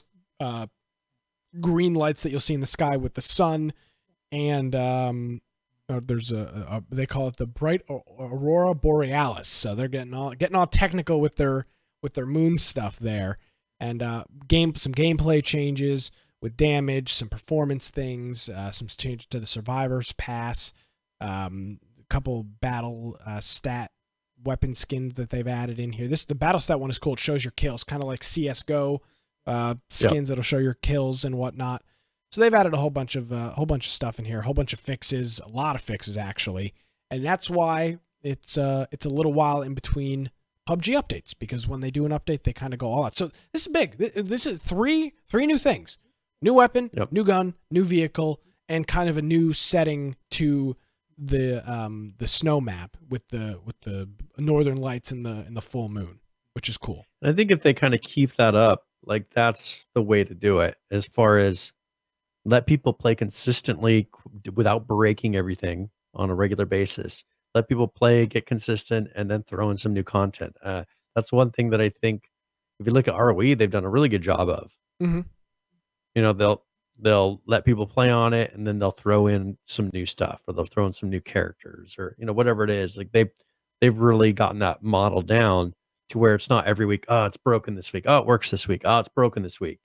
We got used to that with these types of games, especially PUBG. Oh, the servers are all lagging out today. Like ROE did a really good job of just staying consistent the whole time. Yeah, everything generally works. I can't disagree with you on that regard. ROE and Royale have been very solid since launch. Now, okay, let's talk a little bit about ROE since we were doing that. So there's a controversy. Oh, no. That came up here. And so they have this new character they added, that had, you remember the girl with the mask on that filters, whatever particles out of the air. So they found out that that's actually based off of a picture, that's a model in China. And so I don't know if you want to, actually, maybe she's from Japan or something. But if you, or she's a Chinese American model. If you want to go ahead and pull up that picture so you can see them side by side. Here we go. China. So if you look, like they pretty much took that photo. I mean, that's her head for sure. They changed the color of the hair. But I mean, that's pretty much an identical photo. Okay. But may I remind you, Brian, and I'm all up on the pop culture. It's not even pop culture. Mm-hmm. May I remind you that Lindsay Lohan sued Grand Theft Auto because she thought she was the chick in the red bikini in GTA 5's loading screen. And I will remind you that she, in fact, lost that lawsuit. So I'm not saying this girl's very similar, but the Lindsay. No, but look at the hair. The hair. I agree. Well, let's look at pictures of Lindsay Lohan's. I've seen the Lohan picture, and I don't. They are very different. Lindsay Lohan, in my mind, GTA like there's far enough apart. Let's see here. So this is the claim. This is the claimed picture. Lindsay Lohan on the left. I mean, that's pretty similar too. It's very similar. Yeah. But this other one, it looks like they took the actual photo. I agree. Photoshopped it. I agree. I'm just talking precedent wise. Yeah, you're right, Nisco. I just needed to look at a picture of Lindsay Lohan. It looks like her. It looks like with her face, her eyebrows, her it looks eyes the same. I'm not touched. With you. I'm not. Even the mask. It doesn't even bother moving the folds. Totally agree. I wonder how. First of all, this won't be done in a U.S. court, presumably, because Tencent's not an American company. So. Tencent said that they're going to deal. They'll deal with it, but I'm assuming what they'll do is probably negotiate, give her some sort. But the thing is this is a photo that she took for another client, so it's not necessarily that they're going to have to work with her as much. They may have to a little bit, but the company that paid for that photo, that she's wearing their shirt right there, that's probably the owner of the photo. So it's not even necessarily her. They're going to work out. They took the property of another company, which we've talked about this before. China rules are very different. They have a precedent there of actually taking technology and not having or taking some, intellectual property blueprints for things, any kind of intellectual property. They have a precedent there where they take it and it's okay. Well, all of a sudden when they're doing it to themselves, now all of a sudden they're saying, okay, well, maybe this is a bad thing. But this is a Chinese person. Tencent, I mean, so they're going to have to figure this out. So I'm still looking at pictures of Lindsay Lohan. Yes. Damn it, Google. I don't have a good way. Let's see if I can show this here. So I guess this is so long ago. I don't remember which. So apparently this was the picture that the Lindsay Lohan picture that got ripped off. The left image is a picture of her on Sports Illustrated. That's what it says. It doesn't look anything like her. Her on Sports Illustrated versus her in the game. I mean, I don't know. This is just a Google image search of Lindsay Lohan GTA 5. I mean, I'm trying to do the research. Oh, that's Kate Upton. Well, then I'm wrong. I don't know what I'm talking about. God damn. Okay, so but that's the thing is, it's like they took the two photos and made a merging of them. Well, shows what it looks like. Interesting. Okay. Point is, that was proven in U.S. court to not hold any ground. She lost the lawsuit. But the thing is they might have been able to prove that they drew that from scratch. As far as even if they use that as a looking at it. True. Here, I think they would find if they did a scan, they'd be able to figure out that they actually took the photo and just skinned over it. Yeah. I mean, you could look at the hairs, like you could look at it and say, all right, that's the same strand of hair. That's the exact same physical mask. That's the exact same eyes. Like, I think they would get it down to that level to where there just would be no defense. Now, what are you going to do about that in China, though? That's the question. Agreed. So but they did recognize it. They did say, we're doing an investigation to figure out how this happened. I mean, we know how it happened. Someone was acting how they act in China. I mean, this is what they do. And the thing is though, is when you're dealing with an American company, you're now all of a sudden you're going to have to, and it's not necessarily, I mean, they're now linked. The thing is when you get in companies that are linked to American companies like Epic and all these other ones, they're all becoming interconnected now. I think that's where all of a sudden they have some sort of accountability, because we can say, hey, you're doing company with a company that steals from other people, from other artists. Yeah. Where before they didn't have to worry about that. Reading from the Lindsay Lohan GTA ruling, it says State Court of Appeals ruled Thursday that the satirical representation of, quote, a modern beach-going young woman are not identifiable as Lohan. The court affirmed a ruling from a lower state appeals court dismissing her lawsuit. Similar claims against Take-Two, which is I think was the publisher of it, by a mob wife television star, were also dismissed in a separate ruling. So again, U.S. legal system, but nevertheless, it's just, I think it's interesting because that was a big story when that first came out. Was she was like, "I'm suing Rockstar," and everybody was like, "What the hell are you doing?" Like it. Yeah. I remember that vividly. So yeah, interesting. And that didn't work out for her, but here I think they're gonna. It's I think they would have less of a case. She lives in Dubai now, I believe. Oh yeah, yeah. Well, she was on Howard Stern last week. That's why this whole that's why she's on top of your mind. Yeah, she was on Howard Stern last week, so I was listening to that. And plus, I load up GTA just to look at the the alleged picture, Yeah. Game. No, so anyway, this is blatantly just ripping off a person modeling it. I mean, we can agree. I mean, it's taking a shortcut. They were like, we want to make somebody who looks like this. I'm gonna take this photo. I'm gonna tweak it. Okay, well, when you're that big of a publisher, you can't do that anymore. That just doesn't work. Yep. And so there's got to be some accountability from them to stop it. So, all right. Anyway, so that's ROE. They did also come out with an update here. Of course, they didn't mention what they're doing about that, but just a lot of fixes, optimizing performance. They did have a little small patch that was separate from this, saying, of course, security, fixing security. But they did fix some this week. They fixed like some stalling, stuttering, things that we were, I think, experiencing a little bit when we played it a week or two ago. They have been fixing that. So some fixes, if you play that, go check it out. That happened in the last 2 days. Yes. Now there's a big update. I didn't see that this was in the notes. I glazed over it. Realm Royale's got an update here. This is a pretty big update. Yes. This may be maybe the second or third biggest update that they have released since the game. This was a big one. So they're introducing a talent system in which they're allowing you to customize your character a little bit further. So each class, there's 4 or 6 classes, something like that, will have 10 talent slots. You'll start with one option for each, and as you play the class, you'll earn experience points and level up your class, unlocking talents. Pretty typical. There are 3 categories, though. There are 3 major talents consisting of weapons, abilities, and movements, 3 forged talents consisting of weapons, abilities, and movements, and 4 general talents consisting of healing, shards, which is like when you break down weapons or you buy in-game, in-match things with shards. That's like the way you buy and do things. Chickens, which is what happens after you get shot, and speed, movement. So they show they've got 4 general talent healing things, Juggernaut, Rejuvenation, Restoration, Vigor, a couple things there. For shards, they've got 4 Pennywise, Craftsmanship, Bucks, and Alchemy for shards, 4 of those. Chicken, they've got Chicken Run, Unbreakable, Health, Hatching, and Incubation. Those are the 4 for chickens.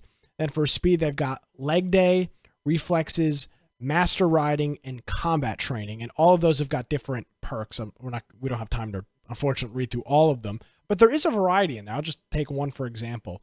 The chicken skill. So Chicken Run means you move 15% faster as a chicken, which is the default base one. That's big. I mean, 15% fast. The chicken is already a pain in the ass to kill.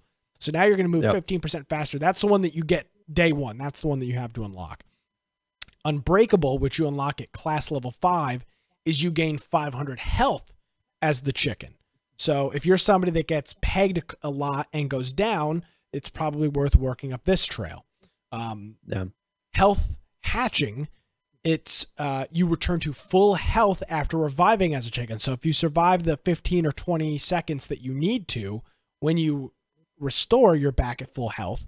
And then finally, Incubation, which is the 4th, is you revive 5 seconds faster as the chicken. So depending on where maybe you're weak as a player, this is, maybe you work your way up that skill tree.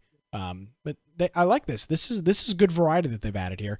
Those are and I think there's a sense of progression there. I think people want to kind of have, part of the thing that BRs have done is they made it where everybody has to be equals, what they feel like. But I think some people kind of want a sense of progression. They want to feel like, okay, I built my character. If you work a little bit, you'll get there too. It's not like it's a huge difference, but people want to feel like they're getting rewarded for playing a lot or doing well. Now, those are not just with skins all the time. Agreed. Those are just the general talents. Scrolling down this list here, I'm not going to even attempt to read any of these. These are the major talents for all the different classes. So you've got Warrior, which has got 3 or 4 things in it. Hunter, Assassin, Mage. Then to the Forge talents for the Warrior, there's 4 classes in those, which each have 4 things nested inside of them. Hunter, Assassin, and Mage again. So they have done an incredible amount of work with this, having all of these customized. Kind of going back a little bit to the RGP or RPG element of it, right? Seems like they kind of they left that a little bit and went more BR style, a little bit closer to what you consider a BR. And I think now they're kind of going back to a little bit of the RPG feel, which I think you need something to make your game stand out. Like everything can't be a Fortnite clone. Yeah, so this has been that's important. Announced. Is this in the game? Let's see. It doesn't say. I think it is. I think it is. Yeah, because it introduced a brand new system. They announced it 6 days ago, so I'm pretty sure it's in. We should do this for Game of the Week very soon. Okay, or maybe get some people to play on a Saturday. On a Saturday, yeah. Yeah, let's do this. Well, this looks good. So people, what people need to do is get it installed, get it updated, and just be ready. And be ready. And Saturday we'll say, hey, because we've been playing some ROE, but say, hey, let's play a couple games of this and see if people take to it, see how it is. Yeah. So that's Realm Royale, and we'll do that officially over the next couple weeks here. But have it ready and installed, and jump in there and try it out. I'll have to reinstall this. Yep. All right, so let's talk a little bit about Atlas. So I told you, I mentioned last week I wrote that tool for update. I'm pretty much converted Arc and added a bunch of functionality to the Arc server tools. Yep. And they still do not have a working Linux client. So I've had a decent number of people that are running my tool. Oh, really? Yes. But the problem is that there's not even a working Linux client yet. So the people that are running it's just in anticipation for when they actually fix Linux. So I can only, I guess that's kind of good for me. There's a lot of people using it right now, and it's only going to get better once they make it to where you actually can use Linux. It can only go up from here. Now, here's the real question. Any worse. Is there a link to the podcast somewhere in the client? No, not in the client. But what I could do, I'll put a note to it on my GitHub. You're gonna have Brian. You're gonna leave Brian. We have been through so much together, and you're just gonna leave me hanging. You're not even gonna attribute the podcast on your GitHub. You are the scum of the earth. You are what's wrong with the internet and the open source community. I will put a link. I will put a link on our GitHub. Perfect. To the show. That's a little wild to me. It just. I know, beat the dead horse. I know. Everybody hates me. This just proves that they were so unprepared for this game. What a mess. What a freaking mess. The weird thing is so they have you can download the client. They did the announcement, we released it, but they've never acknowledged, they've never put in a post saying that Linux does not work. So I don't know how they're going to put in a patch note saying, Linux now works, when they've never even mentioned or been willing to really acknowledge the fact that it doesn't work. So I don't know. I've been harassing them, not in a mean way, but every time they put out a post about, we put this new update out, right away on every single one of them, I say, so when are you going to address the Linux server client? You're like the people that attack the president on Twitter. The first one there with the irrelevant tweet every time. I want them to reply to it or say, you know what, we're working on it, to acknowledge that it's even a problem, because it is. And we've been working on trying to figure out what the fix is. We've narrowed it down to but it just doesn't save games. Every time you restart the server, you have to delete your save game and everything has to start over. So it's just not acceptable. So if you're hosting this, maybe you've got a good internet connection and you're hosting this at your home or your business, and the power flickers, your game is gone. Or even if an update came out. Even if an update comes out and you have to restart the server to apply the update, you lose all progress. You cannot save it. Interesting. That's even worse. And that's not that the file is there, but it's just, it doesn't open it. It doesn't recognize it. It won't initialize is what you're saying. It can't. Yeah. It's like it's either writing it corrupted or it doesn't read it right. Like it's just a mess. I feel like I'm dealing with MP4 when like your recorder crashes and the container the wrapper doesn't fully wrap the end of the video, and you've got to like try to piece the end of the video back together. Yeah. So, I mean, this has been an issue, and I don't know what it is about what's going on over there, but they have not addressed it. We've got some techie people that listen to the show. If they're interested in either helping with what's going on with this, what can they do? You said you're talking to people. Is there a group of people that you're talking to, or how can I've just been on some Discords, not only just the Atlas Discord, but there's some other Discords of people that talk about the server hosting side of it. But if you're interested in getting involved, I mean, just go to my GitHub, and if you just search for Atlas Server Tools, it's github.com/Boise Computer is mine, and then you'll see Atlas Server Tools listed there. The best branding. Brian has got the best branding in the world. Not Boise Computer, everywhere except for everywhere. Battle.net. That's the only place I don't know. Oh yeah, because that was before. That's the only place I don't know you as Boise Computer is Battle.net. But the thing is like you got to think Boise's a pretty big city. Oh, like I'm the only person who has Boise Computer. All right, enough. I've heard enough of Boise. It's like, what if you had Seattle Computer or LA? I don't care. Shut up about Boise. I just PAX Detroit Computer. I mean, PAX is 6 months from now. I don't want to hear about it. Like I'm still recouping. So yeah, check that out if you're the of the Linux orientation and interested in some server stuff. Fork your project or commit to it. And how about you just help me out? I mean, you don't have to fork my project. I'm sorry. Is that an offensive thing? I'm not. Well, no. I'm just saying if you want to help it, like if you see an improvement, make a commitment. I'll commit. You're right. I didn't mean to say fork. Commit. I apologize. Yeah, it's like, I'm just going to make a copy of it and not give you any improvements. Okay, well, all right, let's fork Brian's project. It'll really help him out. Yeah. I'm going to fork it right here after the show. My version. I mean, you can fork it if you want, but the Nick version. I may go and take your improvements and put them in the main. It's fine. Branch. I'm just gonna add the Infection Podcast link to the README text file. All right, enough inside banter here. Okay, so let's actually talk about the updates that came out. Who cares, right?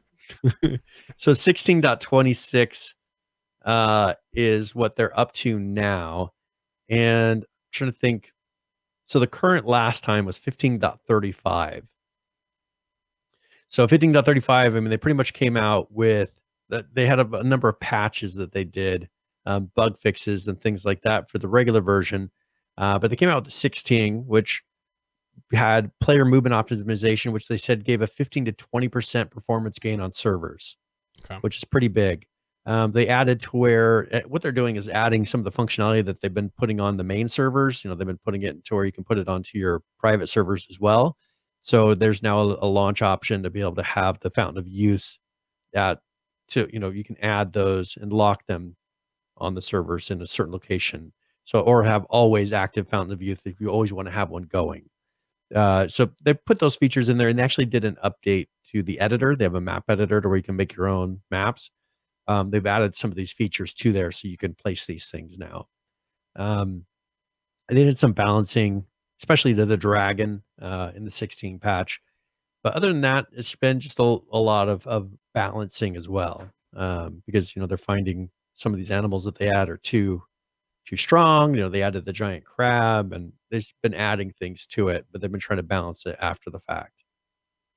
So that's pretty much Atlas. I mean, they have that dev kit, which we talked about. So you're starting to see mods.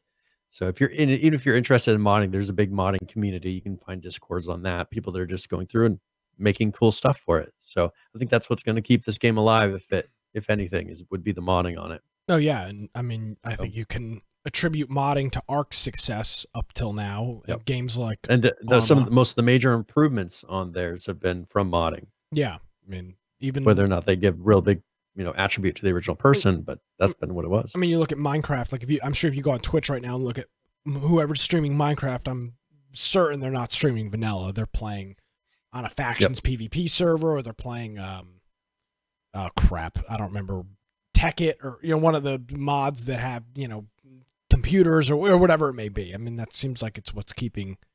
It's not seems like it is what's keeping games, that game alive. Yeah, keeping games alive that have got. It's only so. What do you do in Ark? You spawn, you tame dinosaur, you fight with dinosaur, you feed dinosaur. I mean, that's like the series of events. And with a lot of these mods, with the primitive plus and the structures plus and all the things all the modifications that those mods have made, that they've implemented into the game, it just adds so much more. I mean, primitive plus literally is a whole new game. We'll run into the same thing with Atlas. Once people are kind of over, you've built your 100th ship. Okay, what are you going to do next? I mean, sure, you could keep doing PvP, but you could go play Blackwake if you just want to do PvP all the time. We need to play Blackwake. That game's a lot of fun. Yep. I mean, we just got to we got to update our list and map it out for the next 6 months again. So let's talk about. I'm just going to mention really quick. Unturned had an update. Oh, okay. But it not crazy as far as content, but he did update from Unity version 5.5, which came out in 2016, to the 2017.4 LTS version. Ah, yes. And LTS, what that means is long-term support. You see this a lot with Linux and things like that, where you want to have something that is going to continue to receive security updates for a long period of time. Isn't going to be having crazy changes constantly to break things possibly. So you get on an LTS, it'll give you a stable engine version that's not going to be forcefully unsupported, because what you don't want is to have one that's only going to be available for a short time. They stop putting out updates, a bug comes out for it, and then they never patch it. And then you're forced in a rush to try to patch your game. So he is on the 2017. He said it's been a lot of optimizations and things to that. So you should see a performance boost on Unturned. Excellent. And then do you have a preference? No, I'm looking at, let's see, what haven't we covered on this? You did have a story up here at the top. Do you want to get into this Epic story at all? I know we're the Epic Show podcast. Is that something you want to get into, or yeah, sure. So some people, now this I put on here opinion, because I want to get this is one person saying what they think about the situation with the Epic Store. The title of this, and this is from rockpapershotgun.com, says it's great that Epic is trying to compete with Steam, but they're going about it in the worst way, is what he says. And what this comes down to, and here's where I'm going to have to disagree with him, but he's taking, for example, Metro Exodus. Mm-hmm. They put on there, they did an announcement that pretty much it's going to be exclusive to the Epic Store, that your DLCs and everything are only going to be, they're getting an exclusivity deal. But I counter that with Steam has pretty much had an exclusivity deal up to this point. Everything has been Steam. What other launchers other than Battle.net, which is limited for a certain company? You also have the Uplay, which is just Ubisoft games. Steam, for every game that isn't one of those specific publishers, has pretty much been one of the only choices you've had when releasing content. And then someone's going to say, I don't think that they should have the option to, they shouldn't be saying that we're only going to release on Epic. I mean, Steam has been the only thing for how many years now? It's been a long time. Yeah, 15 years, early 2005, 4, I don't even know. 10 years, 12 years, something like that. Yeah, I mean, I read into this a little bit. We were actually talking about this in Discord a little bit earlier today, and I mean, Epic is trying to take away Steam's. They're not trying to get rid of Steam. I think it would be foolish for anybody to assume that they They're are trying to be the serious competitor to that. Well, it's like Android saying, well, if we can't have 100% of people using Android smartphones, we might as well not make them. No, of course not. What is Android trying to do? Well, they're trying to piece away at Apple's market share. What is Mac OS trying to do to Windows? Piece away at Windows' market share. And that's all Epic is trying to do. I mean, this notion that you either have to use Epic or Steam is nonsense. I mean, it's ridiculous. I'm sure most people at some point, except for Brian, have owned iPhones and Androids. It doesn't have to be feast or famine. Like if a game like this that you want to play, what is it, the new Metroid game? If you're really into the new Metroid game, then guess what? No, Metro Exodus. Sorry, the new Metro Exodus. Metroid. What am I, retarded? Come on. If you're into the new Metro Exodus game or whatever it is, and you want the exclusive DLC, buy it on Epic. If you want to play the new Call of Duty exclusive DLC, limited time exclusive DLC, go out and buy a freaking PlayStation 4. Because that's where COD DLC is exclusive. So I don't know why I don't know why I really do hate a lot of things about the PC gaming community, and this is one of them. If it's not 100% of the market share, then there's no point of it at all. It's just ridiculous. Who cares? And that's the thing is, if they're willing to pay this studio, first of all, here's the difference, and here's the benefit that I see. Here's what makes it to where I think it's a big benefit for the publisher doing this, because first of all, they're paying a lot less in fees to Epic, which means that they're less likely to sit there and put in tons of cosmetic and things that they have to try to make up money from. Also, they're turning around, and even if Steam is offering them some sort of, maybe they're giving them, maybe Epic is giving them money or doing something to get that exclusivity on this. If they're doing that, then that's just going to be more money that's going to this publisher. That will probably mean that they're less likely to say, all right, we got to release all these cosmetics and do all these extra things to get to pay money for. I think people would be very surprised at how much goes to licensing and how much goes to all these fees from these publishers, a huge percentage that then they're bringing a much smaller percentage home. And I think that that's what Epic is really trying to do, is make it to where, all right, here's a realistic amount that it makes it fair for us to host this for you. And then, are giving it back to those publishers to where, sure, if they want to keep throwing all that stuff in there, but I think they're less likely to do that now. And if maybe they could even put rules on, hey, if you're going to do it through us, we have expectations of anything you're doing in the Epic Store. I mean, they would have the option of doing that. When it's only Steam, you can't limit and say, hey, if you want to be on the Steam store and really put that many rules, the publisher would riot because there's no other option. Now there's another option where maybe they have a little flexibility of, hey, here's the expectations of being on the store. If you don't like it, go to Steam. Well, and in terms of just the exclusivity on the DLC, I saw some chatter online that people were saying, well, Epic is just paying. I don't know who makes this game.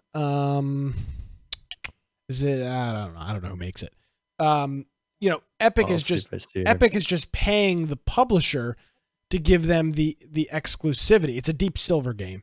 Deep Silver, yeah. So, in my response to that is, I don't even think they'd have to pay the developer to get the exclusivity, Brian. Let me pass this by you, and this is just totally speculation. What if they said to Deep Silver, you keep everything on the DLC but the credit card transaction fee, which is what, probably 2.5%, something like that, maybe 2%, depending on the deal they've negotiated. You get to keep 98% of the money on the DLC. We assume people are going to come to the platform and buy the game, and we'll have our rev split on that. But you bring your DLC over here exclusively, and you get to keep 98% minus the credit card transaction fees from Visa or MasterCard that we pay, or through Stripe, or they're probably using Stripe as their payment processor. So whatever Stripe takes out from our bottom end, you get to keep the rest of it. Think about think about what kind of deal that would be for these developers. No more work. Now, are they getting cold hard cash? No. but they put the DLC on here exclusively, and this is just totally an idea, and they get to keep this stuff. They get to keep essentially all of the money, almost 100% profit on the DLC. How crazy is that? That doesn't mean Epic is shelling out tens of thousands of dollars. And that's the thing that they can offer. I mean, that's the thing. That's the possibilities. And I have a feeling that they're doing those kind of deals. They're doing things to really, truly entice these companies over, that they're seeing, all right, well, this is worth it for us. I mean, and I work in the good for them. I work in the media field, and I'm not in the sales field, but I spend enough time at my role in the company interacting with sales and what goes on with that. And these are the kinds of deals that are very easy to make. You don't have to flaunt what do they make? Net $2.5 billion last year. You don't have to flaunt your wallet to make a deal happen. They just don't make any money on the DLC. Whoop-de-freaking do. They're still making, what is it, 15 or 20% on the sale of the game if you buy it on there. Well, and that's one thing where I think people realize, and probably these publishers realize, how, in a way, greedy, which is fine, it's business, but when you're the only option, they'll see it as greedy of Steam. Steam is turned around. If you look at how much money Steam has pocketed, they have, I think it's, I don't remember how many billions, or like almost $1 trillion or something, kind of like what Apple has done. I mean, Apple has a huge amount of money that they saved up because they're bringing in so much. But I think the difference is Steam never puts that back into the community. They never put it back in the product. Like, they've always gone bare bones. They're not even really releasing games. They've released a card game. Valve has released a card game, which is not that big of a deal. I think that people look at it, and if you look at what Valve's really done, they've not been doing much with that. But why, having however many hundreds of billions of dollars that they have. Yeah, extra. But why would they? I mean, if without any competition, H1Z1. There's no competition. There's no expectation. They don't.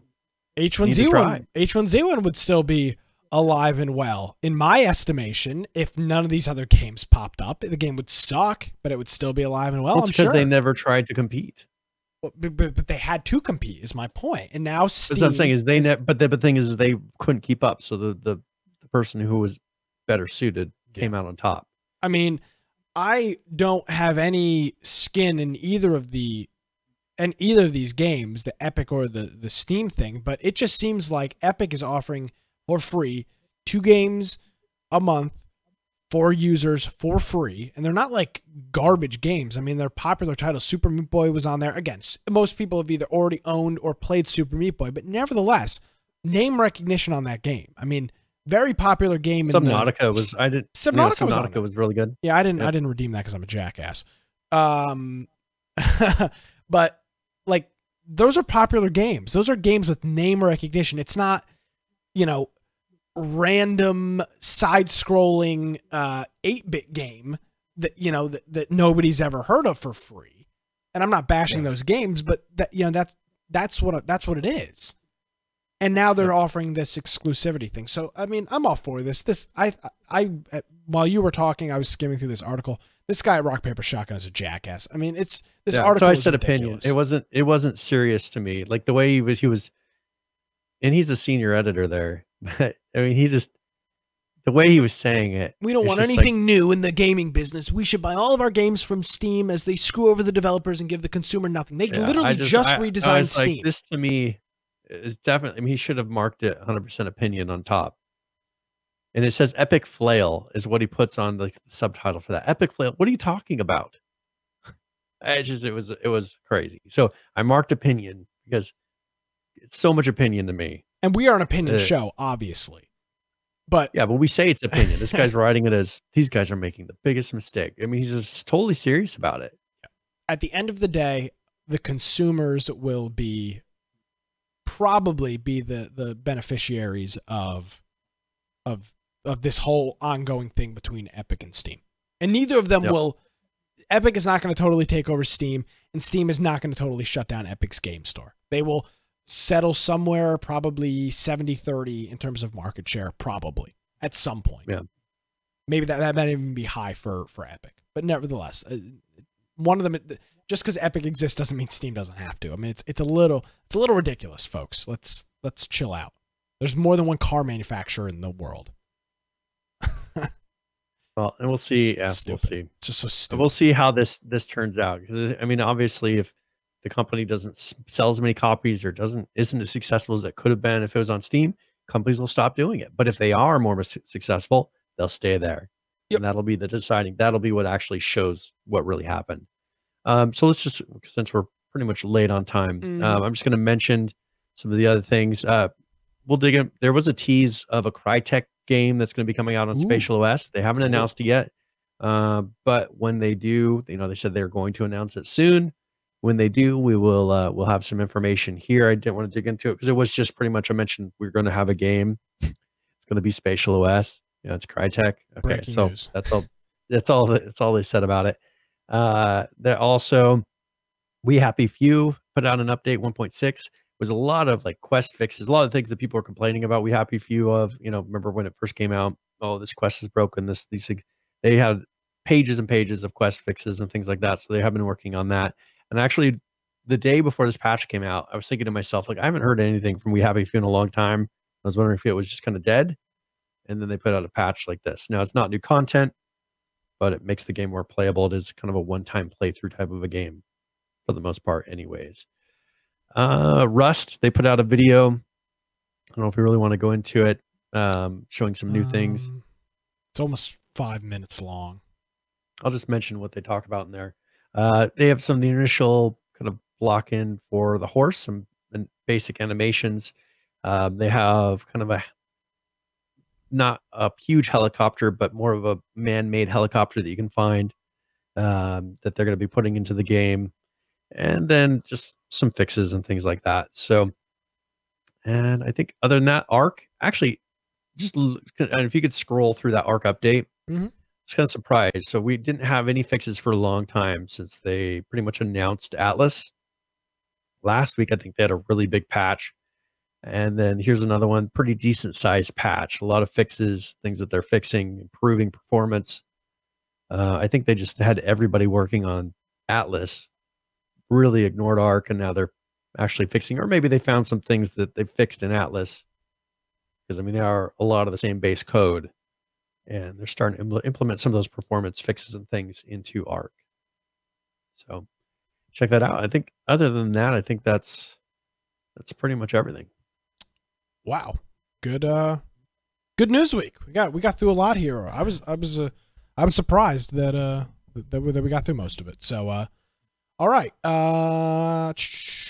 Is that that? I remember for our game of the week, we're doing League of Legends, so make sure you get it downloaded. It is an external launcher. You have to do all this stuff to get in there, so make sure you get that all downloaded. Oh, never mind. Running. Nobody can play that extra launcher. It's not like I've got hundreds of gigabytes of storage sitting here on my computer, Brian. That would be crazy to have to install something separate to play a video game. That's nuts. League of Legends is not one of the most played games on Twitch or streamed games on Twitch and watched. That's crazy. How can anybody play League of Legends with a separate launcher? It's not on Steam. Sarcasm, folks. Yep. Okie doke. Well, I do a segment. It's called Current Players. We talk about games and who's currently playing them. Let's talk about H1Z1, shall we? Let's see what's going on there. The Battle Royale version of the game. Currently playing 1,030. The 24-hour peak, 1,789. And your 7-day, 2,910. It ain't looking too hot over there in the Nat MG, whatever the hell their collaboration group is called. How about Arc? Currently playing 26,359. 40,069 is your 24-hour peak with a 7-day peak of 53,352. Moving on over to a game we were talking a little bit about today. That was Realm Royale. Currently playing 4,952. The 24-hour peak, 7,567 with a 7-day peak of 8,302. Miss Creative, we were chatting about this a little bit earlier as well. Currently playing 585, your 24-hour peak, 1,015, with a 7-day peak of 1,269. All right, moving on over to PlayerUnknown's Battlegrounds. We'll talk about this after, but currently playing 150,440, your 24-hour peak, 778,343, with a 7-day peak of 947,041 for the 7-day. And then finally, Atlas. Currently playing 17,080. The 24-hour peak, 23,328. and 30,908 is your 7-day peak. So that is current players, but I wanted to note something very interesting, Brian. PUBG normally has got like 30 or 40,000 players playing while we're doing our show, from what I remember. The current players is way up for our time of day. And typically it's in the 50s and 60s from what I remember. So that's up way from that time of day. But the 24-hour peak and the 70 peak are both down almost 300,000 or 400,000 from. So for some reason, more Americans are playing right now. Maybe So right now. It could must be something happening. It could be an anomaly. I don't. Maybe. Well, it's not the test server because that's different. I don't know what's going on. But I just noticed this. You know, I have this. I've got information in here. From maybe Summit or somebody's playing and everybody's trying to stream snipe him. I don't know what's going on. And then 50,000 stream snipers. Yeah, that's a possibility. And then doing a little compare and contrast with Atlas. Arc has got them beat by 10,000 players concurrently. Got them beat by 17,000 players concurrently on the 24-hour peak. And the 30 and the 7-day peak, they've got them beat by 23,000 players. So, for all intents and purposes, Arc is just blowing Atlas's numbers out of the water. So actually, Heisenberg mentioned something in chat. You wanted to know the 7 days numbers. Do you mind if I say those? I don't want to steal it. I do mean to copy and paste them in the document. Go ahead, Brian. Go ahead. Do your stupid. This kind of surprised me. So right now there's 10,420 people playing 7 days, which is pretty high.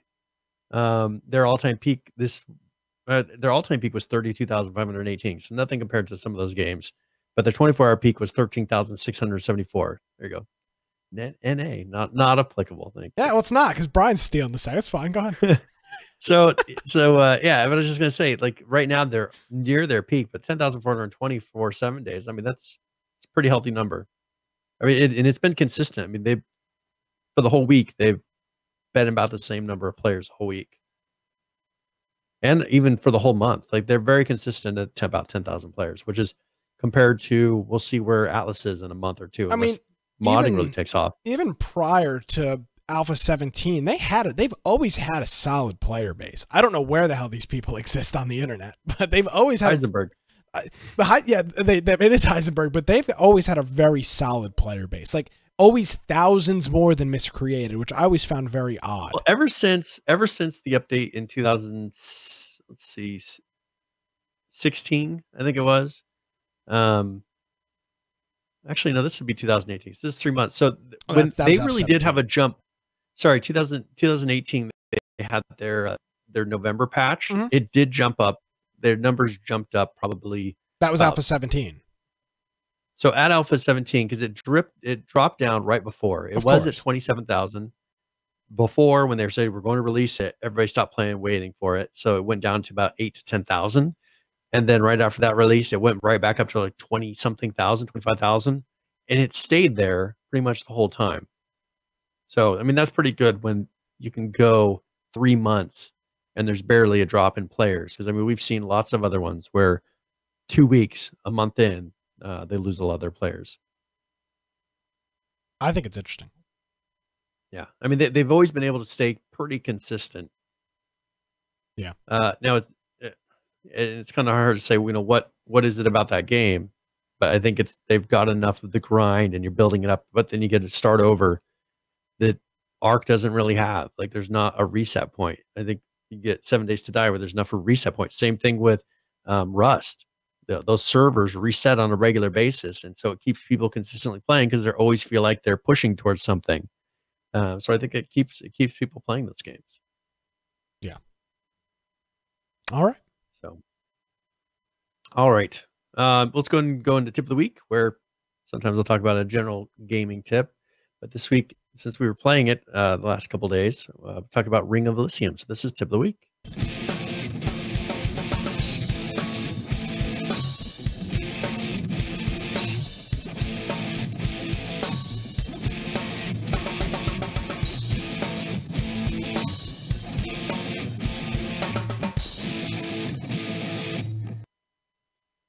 All right. Hey, So Brian, you mind if I do the tip of the week here? You got a good one? Go ahead. No, I'm just ready. So here's some tips that might help you with your experience in Ring of Elysium a little bit. First of all, they have the zip line, and this is something that if you want to actually reverse your direction on the zip line, you want to go up, you can press S, and it will reverse the zip line. Also, if something to keep in mind is you can jump off the zip line. Let's say you start and you don't want to go all the way down it, or perhaps it gets higher off the ground or something, and you don't want to die. You can hit space and jump off of that as soon as the character lifts their legs. And then the hang glider. So not really talking about the bike because there's not some crazy time. You can do jumps and things like that on the bike. And it is probably our favorite, I think, general all-purpose tool, as far as moving around the map quickly. But they also have the hang glider, which you can get pretty good at.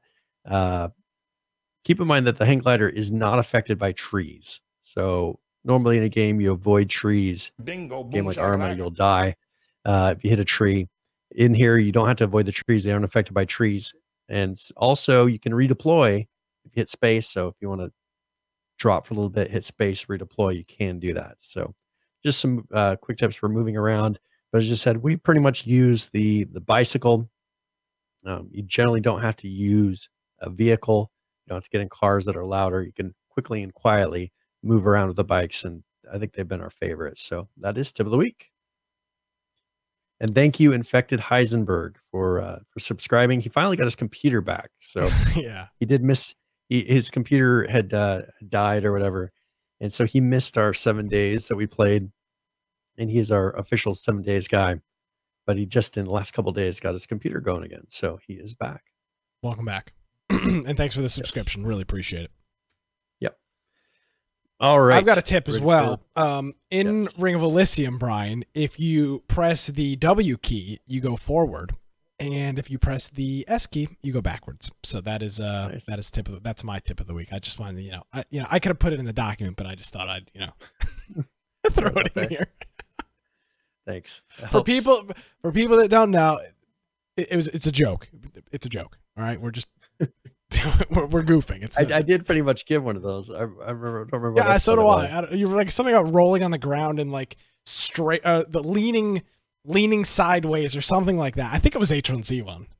It was H1Z1. I remember that. Hey, this is how you roll. All right. So we'll go ahead and let's do the game giveaway. Yes, sir. So congratulations. Infected Heisenberg. Not rigged, I swear. This is all an automatic process. Probably slightly rigged, but it's fine. He's got. No, we do not weight the entries. So it is an honest roll. Next week we can give away the copy of the game, the PlayStation 4, brand new. You could probably return this to GameStop without a receipt. You get $1. Yeah, No, we get $1.50. No, not a trade-in. would This is a actually do that? return. I don't think I bought it at GameStop, but it's in the cellophane. I mean, this is. I should put this up on eBay as like mint. It's sold on like that Facebook app. Sold on I see people always- Let Go or Facebook Marketplace. Yeah, whatever it is. Hey, unopened copy of Mega Man Legacy Collection, $5. There you go. So Infected Heisenberg, I'll send it to you in Discord. So I'll send you a redeem code in Discord. Congratulations. Is there anything else other than we do, as I said, League of Legends? Yep.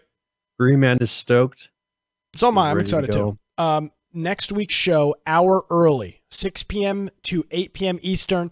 There's a small chance that could change again. And if it does, check out our Twitter. I tweeted out yesterday that we were modifying our times and we were going to be at 7 o'clock tonight. So check our Twitter. It's at InfectionCast for all of that. Yes. All right. Well, if you want to find me at Boise Computer on Twitter or check out my blog, biteoftech.com. And of course, as I said, if you want to go check out my GitHub, if you're interested in ARC server hosting or managing an ARC server on Linux, make sure to go to github.com/Boise Computer. And then go to our website, infectionpodcast.com.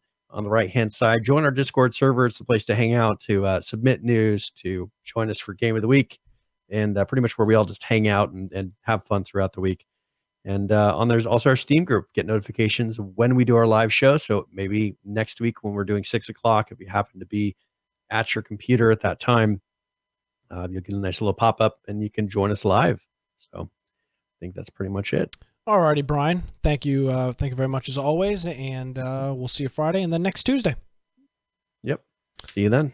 Alrighty, folks. Thank you for joining us live. Had a good turnout on the program this evening, so thanks everybody for tuning in live again. 6 o'clock next week, but for you podcast listeners, there should be no effect on that. Well, you can follow me on Twitter at Nicholas M. Craig. That is my Twitter. If you missed any part of the show or you want to check out our show notes, you can head on over to our website. It's infectionpodcast.com. Thank you so much for joining us, everybody. See you next time.